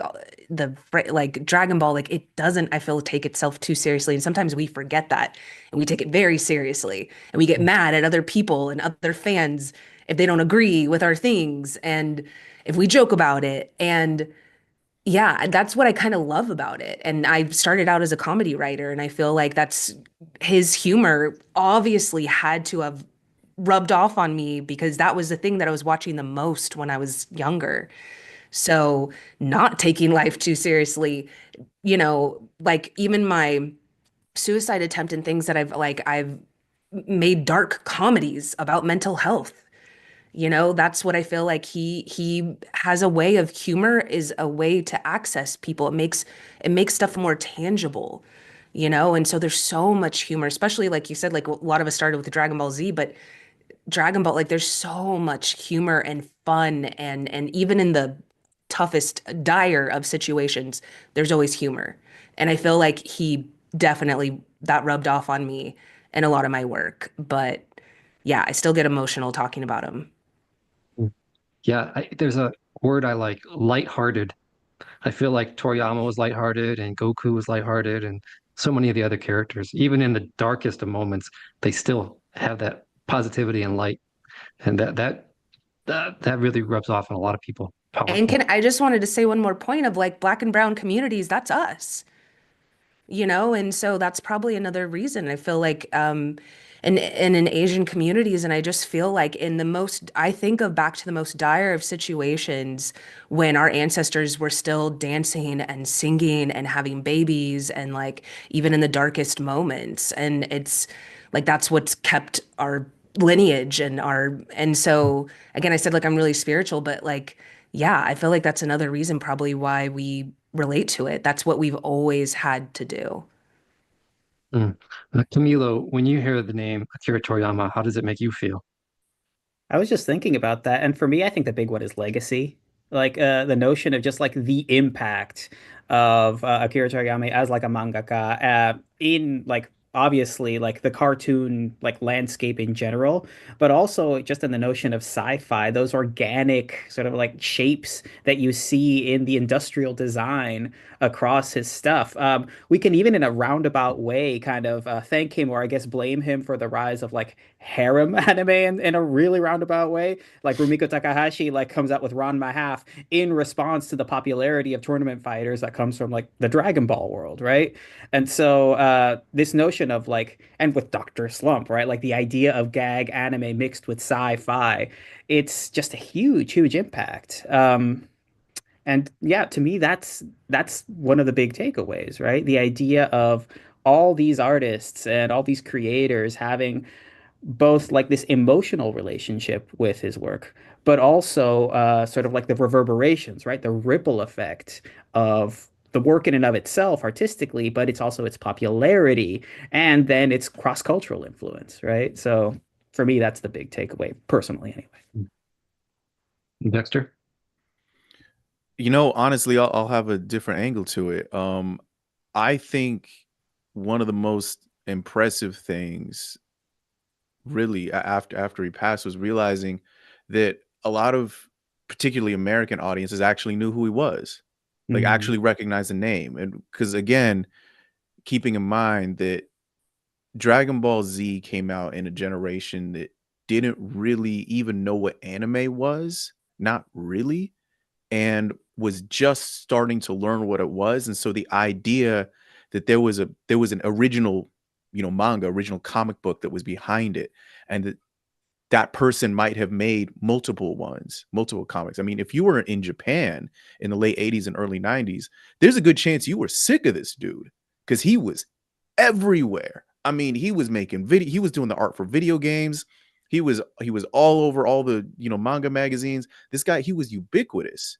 And so we had no concept of that in the States. We just knew, okay, there's this show where people hit each other a lot and power up a lot. And you know what? Actually, it's kind of cool. Let me watch this some more. But realizing that people actually cared enough to go beyond just the one manga, just the one anime, and cared to learn a little bit more about the person who made it. What else has he done? That's a step that for an artist at his generation, there's not a lot of other people who did that. I mean, there's people who've seen Akira. There's not a lot of people who know who made it. There's people who've seen other anime. There's not a whole lot of people who know the person behind it. He's one of those names that you can actually mention, and people might have actually an idea of who you're talking about. And I think for people who haven't really watched a lot of Dragon Ball, but they recognize Goku, and they recognize it, and they recognize the name. And I thought wow, there's maybe even a bigger impact than I realized.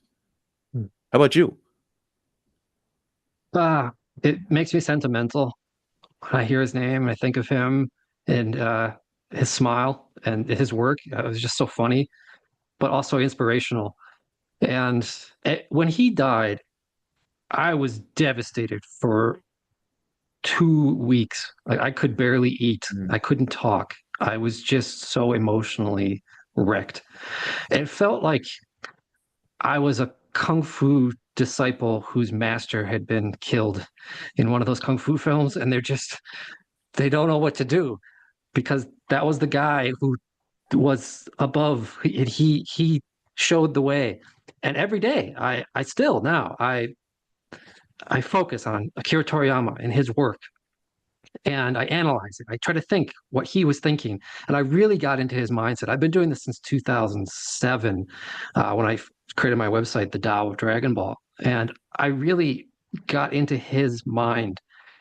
So when he passed, it was like a part of me died, and now I had to go through this grieving process where I think, okay, what do I want to do? Should I stop doing this? Like, no, I immediately discarded that idea. I need to be even better. I need to focus on how I can honor this man and his work, and to speak to his fans across the world about what his work meant to them and will continue to mean for forever. And I really want to honor his legacy. And like Danny mentioned, like it feels like he's still around, and I still part of me like, no, he's not gone. He's still here. I'm still watching Dragon Ball. Like I'm still engaging with his mind, because that's what Dragon Ball is. It's a expression of Akira Toriyama. It's his perfect world and it's his personality. So every time I experience Dragon Ball, I feel Akira Toriyama. And I know many fans around the world feel that way too.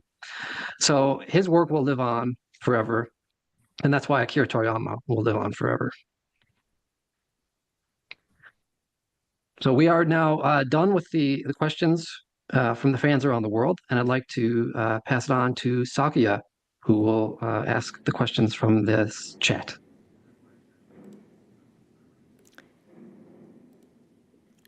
Hi. Hi, everyone. I'm back.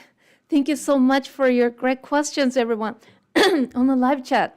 So now I would like to ask a few questions from live chat. Actually, first, I would like to start it with by sharing the comments and the questions about a changing popularity of anime over the years. So, like, I got 2 comments like, I was bullied so hard as a kid for liking anime. It's so funny to me now that like kids get bullied for not watching anime. And another comment is, I got bullied so much as a kid for watching DBZ specifically because it was a boys' show. And the questions to this was like, I want to know how each of you feel about a normalization of anime in general in popular culture in the West, where it used to be a weird subculture which you might have been bullied for. There's 2 more similar questions. Let me read it first. Does it make all you proud that our kids now don't have to be scared or embarrassed to say they love anime?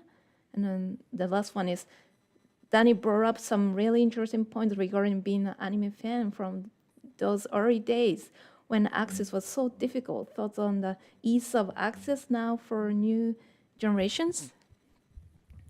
Yeah. Well, why don't we start with Danny, since you were mentioned?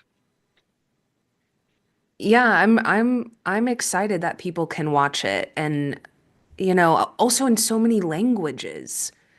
Not gonna have the subs versus dubs conversation, but it is very cute if that's how someone, learns to even speak English is from watching it, or learns to speak Spanish from watching it. Like, I think there's something beautiful about that. And I honestly, I'll speak as a creator. As a creator, I would want everybody to be able to, everyone in the world to be able to see my work, and so I'm glad that it's not being gate kept is basically what I mean. And I love that now it's also inspired other manga and other anime artists, so that now we, you're seeing the fruits of that. So yeah, I just feel it's just been so beautiful to see it bloom, and I'm excited to see where it will go. I try to be positive like Goku, and I try to have best case scenario with the future of the franchise. And yeah, I look forward to being surprised by it and excited by it. Yeah, you mentioned that now it's so accessible. Anybody can watch Dragon Ball whenever they want. They have access to the entire series. When we were kids, it was not. And we had to spend $35 for a single VHS tape that we had to wait like a year and a half to get. And it had 3 episodes on it. So we would just watch those over and over again. And that was on top of being picked on for watching it in the first place. But now you can watch it whenever you want, and it's cool. Dragon Ball is cool. And that is so awesome to see that kids are wearing, like, I go to anime conventions and I meet kids who are wearing DBZ t-shirts or Dragon Ball cosplay. And I think, yes, the next generation is getting it and they're loving it, because every generation is going to love it.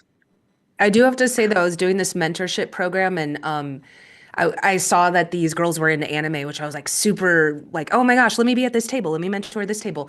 And so I was like, oh yeah, I love Dragon Ball because I have like these tattoos. And they're like, oh, my mom loves Dragon Ball. They're like, yeah, my dad loves Dragon Ball. And I was like, oh God. Yeah. Oh God. Yeah. That's kind of beautiful, this is though, not right? this is not the cutting edge anymore, but that's good. Yeah. My grandma loves. I'm like, oh my God. Well, what are y'all watching? Yeah. Old enough to be your mom? What are y'all watching? Truly. Yeah. Yeah, my dad loves it too. He's in his 80s, but I guess that's to be expected since it's my career.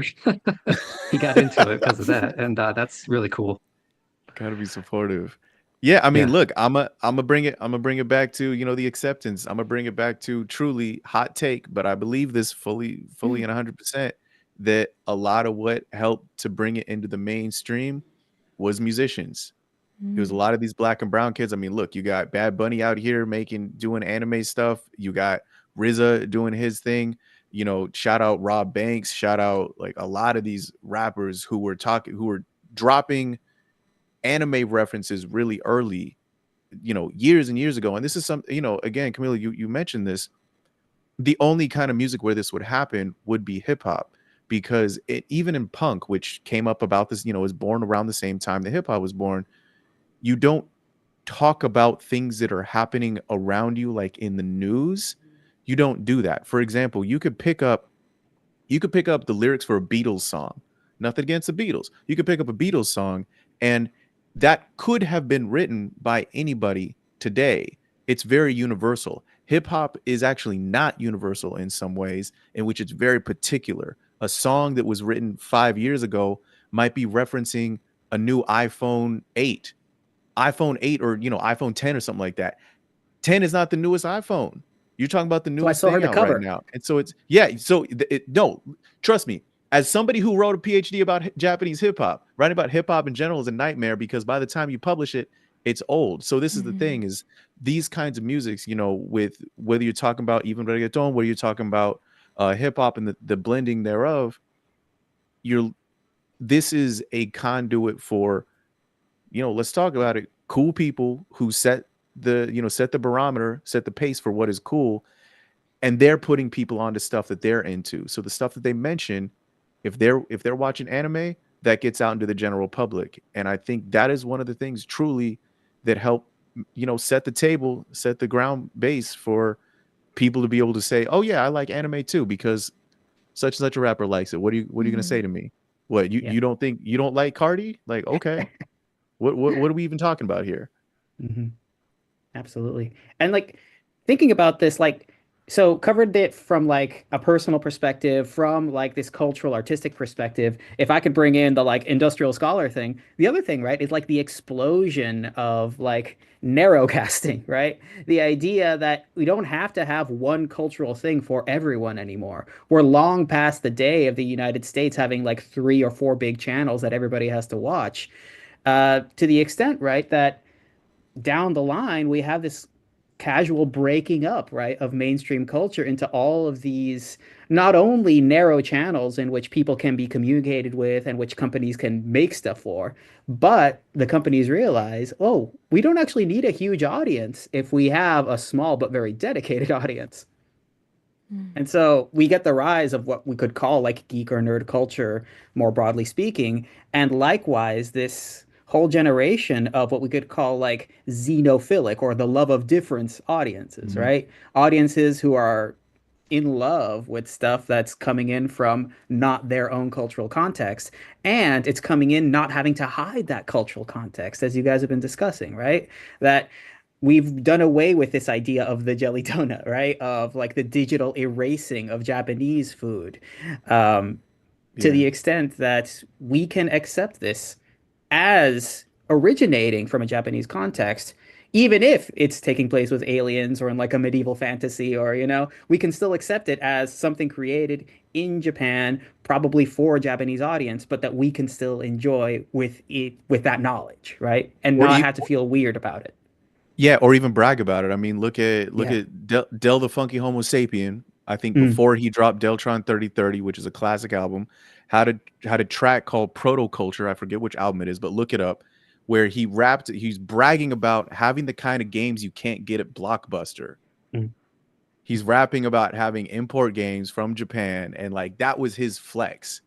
And were people doing that at the same time as him? No, but it wasn't that unusual. And so just like you're saying, there is an element of, oh, I'm into something that you're not into. I'm into something that you don't know about yet. Right. That's always an element of what coolness is being into that thing that somebody else hasn't heard of. It's a little gatekeepery, you know what I mean? But it is part of it. And I think that has, it's started to diversify. I think it's a good thing. Yeah. There's also the acceptance of that foreign culture and making it your own. And then it's still cool because it's Dragon Ball. Like the fact that Goku's in the Macy's Day Parade, like Danny mentioned, that is cool. All at the same time, Dragon Ball is now ours. It's American. It's in New York City. It's part of our culture. So it's foreign and domestic at the same time. Yeah. Yeah. Sakia, let's go to the next question, please. Yes. So The next question is about the manga of Dragon Ball. So, how does the popularity of the manga compare now? And I'd love to know if any of today's presenters have read the manga, and if so, in what language, and how they feel about it in comparison to the anime. Yeah, so those two different questions, but related to the manga of Dragon Ball. Camilo, let's start with you. Sure. I've certainly engaged with it in like New Zealand manga cafes, or like the one that was in Auckland, New Zealand. You go there, you sit down and you read a little bit, or like the public library later on, things like that. I mean, it's a really long running series, so I'm a little sad to say I've never actually owned the Dragon Ball manga, but I've read I don't know, like maybe 2/3 of it in English, and then encountered like every so often, those illegal fan translations. Yeah. Most people experience Dragon Ball through the anime first, but Akira Toriyama is the author of the manga and the illustrator of it, and he did it himself with one assistant and his editor. So that's really his truest expression. So if you want to experience Akira Toriyama in his purest form, read the manga. The anime is an adaptation of that manga, and there's a whole team of people involved in that, making decisions that Toriyama wasn't involved with. And there's also anime content that is exclusive to the anime that isn't in the manga. So when you read the manga, while watching the anime, you'll see these differences. I wrote a 7-volume series called Dragon Ball Culture, where I take you through the entire Dragon Ball manga in its original Japanese. And I had to use that Japanese version because that's what Akira Toriyama wrote. The English adaptation or any other language is somebody else looking at it and saying, what can we do to make this easy to understand for our audience? And so that's one layer of abstraction away from Toriyama. So you have to go to that original text. And so to do that, I had to learn Japanese or get better at it. And reading the Dragon Ball manga in Japanese helped me learn Japanese. And the particular expressions that Akira Toriyama uses that I might not have learned otherwise. And also, you get to understand the different ways that the characters speak, the way that they use honorifics, the way that, like, for example, Bulma always refers to Goku as Son-kun, because because he has a family name in the series, whereas 99% of the characters in Dragon Ball don't have a family name. They only have a given name. It's one single given name. Like Bulma, her last name is not Briefs, and it's not the singular Brief either. It's just Bulma. That's it. But Goku is based off the Monkey King, Son Wukong, from the Chinese legend Journey to the West. So he, in Japanese, becomes Son Goku. And then because of that, his adoptive grandfather is named Son Gohan, who's also named after rice, was Gohan. And so there's all these layers to the Japanese names that you might lose in your localized version. So it's a different experience in Japanese, and I love it in Japanese. It's great in English too, and I love watching the anime in English because it's just easy. I don't have to mentally process that difference in language. But like Dexter mentioned, the voice of Goku, it reflects the manga. It's his innocence, his pure-heartedness and lightheartedness, and that's what Toriyama expressed in the original Japanese in his work. So I would recommend that you do that. You go and get the Japanese manga. You can read it online. You can have your library request it for you at no cost, and that way everybody else can read it too after you're done. Yeah, thank you. So like the next question is like to the Dexter. Like you actually responded to this question on live chat directly, but because it was a Japanese, and then I thought it very interesting. Let me repeat it again. So to Dexter, have you ever asked a Japanese like if Piccolo looks like a black person? Yes. Oh, yes. Somebody asked me that in Japanese in the chat. Yeah. So this is really funny, actually. Occasionally when I talk about this, especially if I do this online, about that, hey, some people think of Piccolo as black. A lot of people get really mad. I will leave the demographics of the sorts of people who get mad up to your imagination, but you're probably not incorrect. But I've gotten all sorts of absolutely just bizarre comments about this. Like, I think one of the best ones was, "You already got the Little Mermaid. What do you people want? What more do you people want?" Just incredible, unhinged stuff. It's really funny. I mean, if you choose to laugh at it. But I've never heard a Japanese person ever say that they think Piccolo is black. And occasionally I'll Google this, I'll look this up in Japanese. And mostly what I see, if you type into Google, or if you just type in, Piccolo, or Piccolo Daimao, Piccolo, and Kokujin, it's mostly Japanese people utterly bewildered that this is a thing. And I think it's also mostly a thing in the United States. And this is the reason that I put 0.7 on my version 0.7 on in my presentation, because there's a lot more that I still want to do. This is just part of it. I really do think this is mostly an American phenomenon. But to answer the question directly, the difference that I've seen between the American response, and I'm speaking mostly American here, and Japanese response, is occasionally I have told a Japanese person, "Hey, did you know that this is a phenomenon in the States?" And to a person, it's mostly, "Oh, huh, that's cool. You like Piccolo? Great." Conversation moves on. No, "How is that possible? That doesn't make any sense. He's an alien. He's a slug." Nobody's ever gotten upset or anything. All the Japanese responses that I've ever seen have just been, "Oh, it's kind of weird, but yeah, I guess I see it. Okay, you like Piccolo? Great. I love Dragon Ball also." And we just move on and talk about something else. Yeah, that's been, I think, the most recent conversation I had with somebody is dude who runs a sushi spot not too far from here.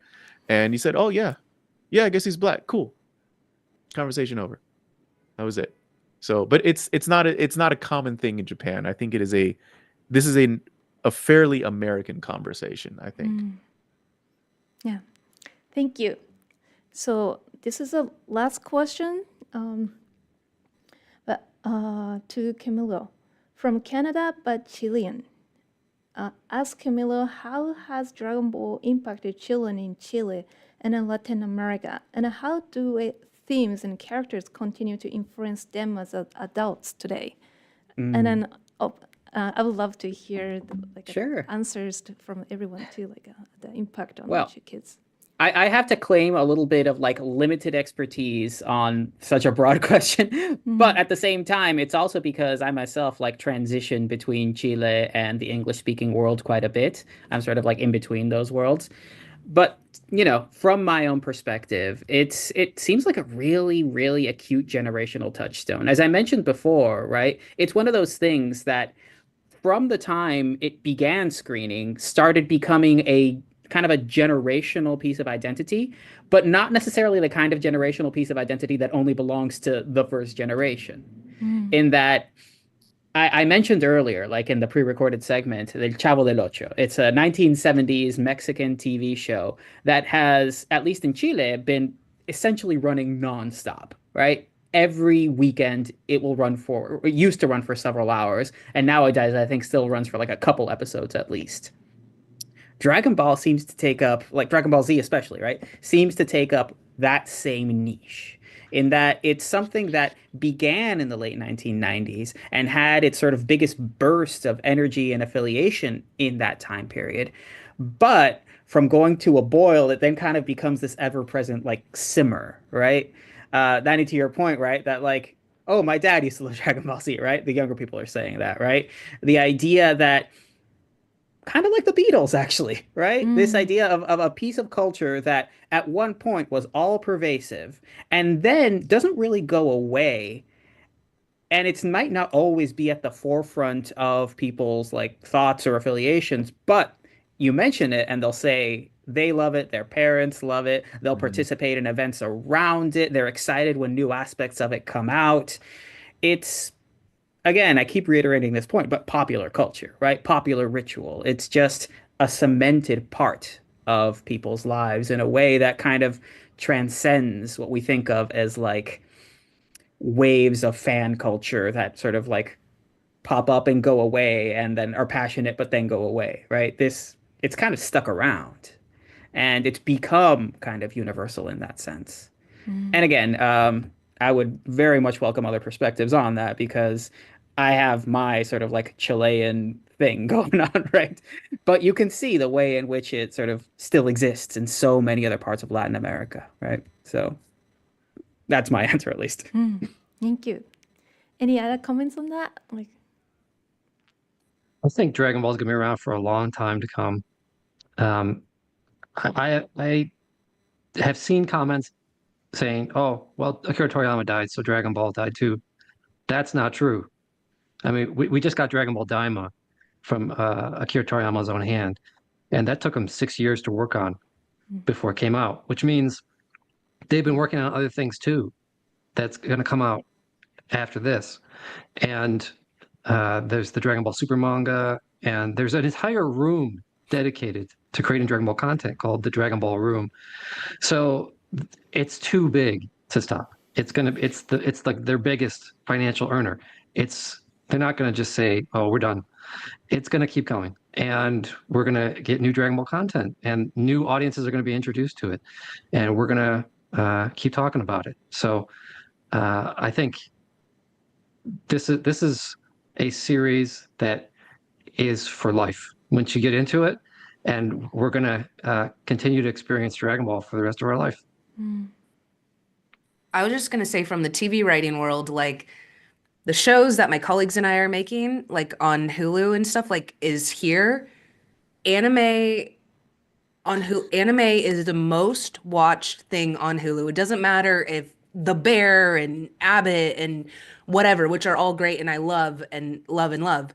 Anime is all the way up here with subscribers and viewers, and that's probably on all the streaming platforms. So yeah, I agree. The one thing I will say as fans though is like I hope that we can be open. I look at it just thinking back to filmmaking.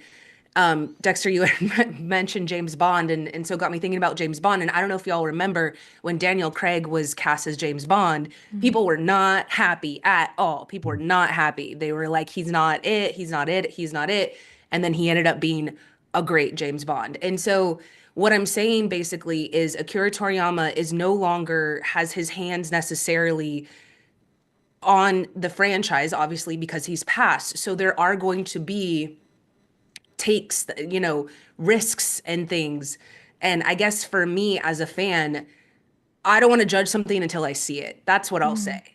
I see like a lot of prejudgments, of things. And so I think as a fandom, but there's a lot of power, and so I hope that whoever, as the years go on, helps to bring films to life and shows to life and stuff of it is someone that loves it. And I imagine that they would be, because so many people have been affected. And just to say, all of the anime, like I said, on Hulu, that's all the way up here of like subscriber viewer numbers, so much of that we wouldn't have without Akira Toriyama. Obviously, it's like heavily, and that's crazy that the people who grew up with it as a kid are now old enough to make their own shows and, and then for their kids.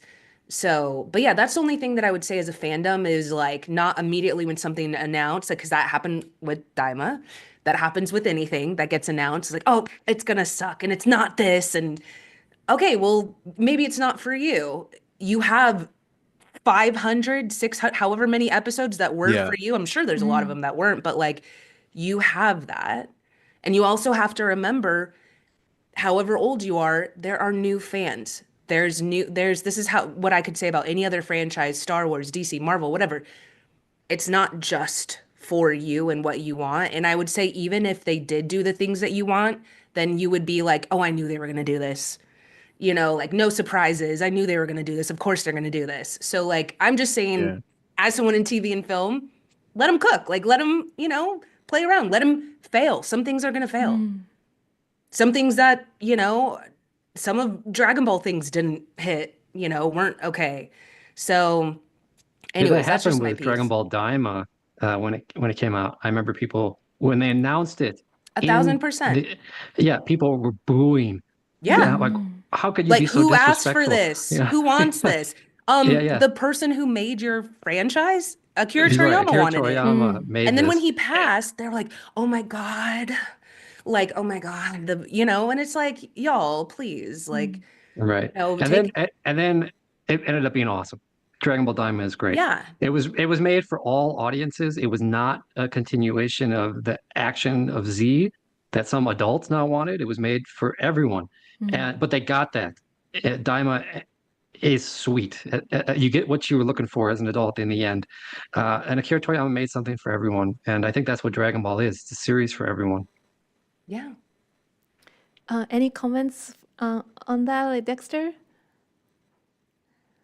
Best episode of Dragon Ball Z, Goku's ordeal when they have to go take the driving test. This also figured quite a bit into why the Piccolo's black thing with Piccolo's outfit. But I just had to say best episode, the driving scene.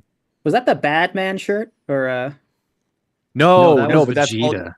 That's Vegeta, but that's also an incredible shirt, and you're making me remember that I need to go buy myself one of those. That was One- Post Boy. Post Boy, right? heavy shirt. The fits are always incredible, man. You can say whatever you want about them, but the fits are always good.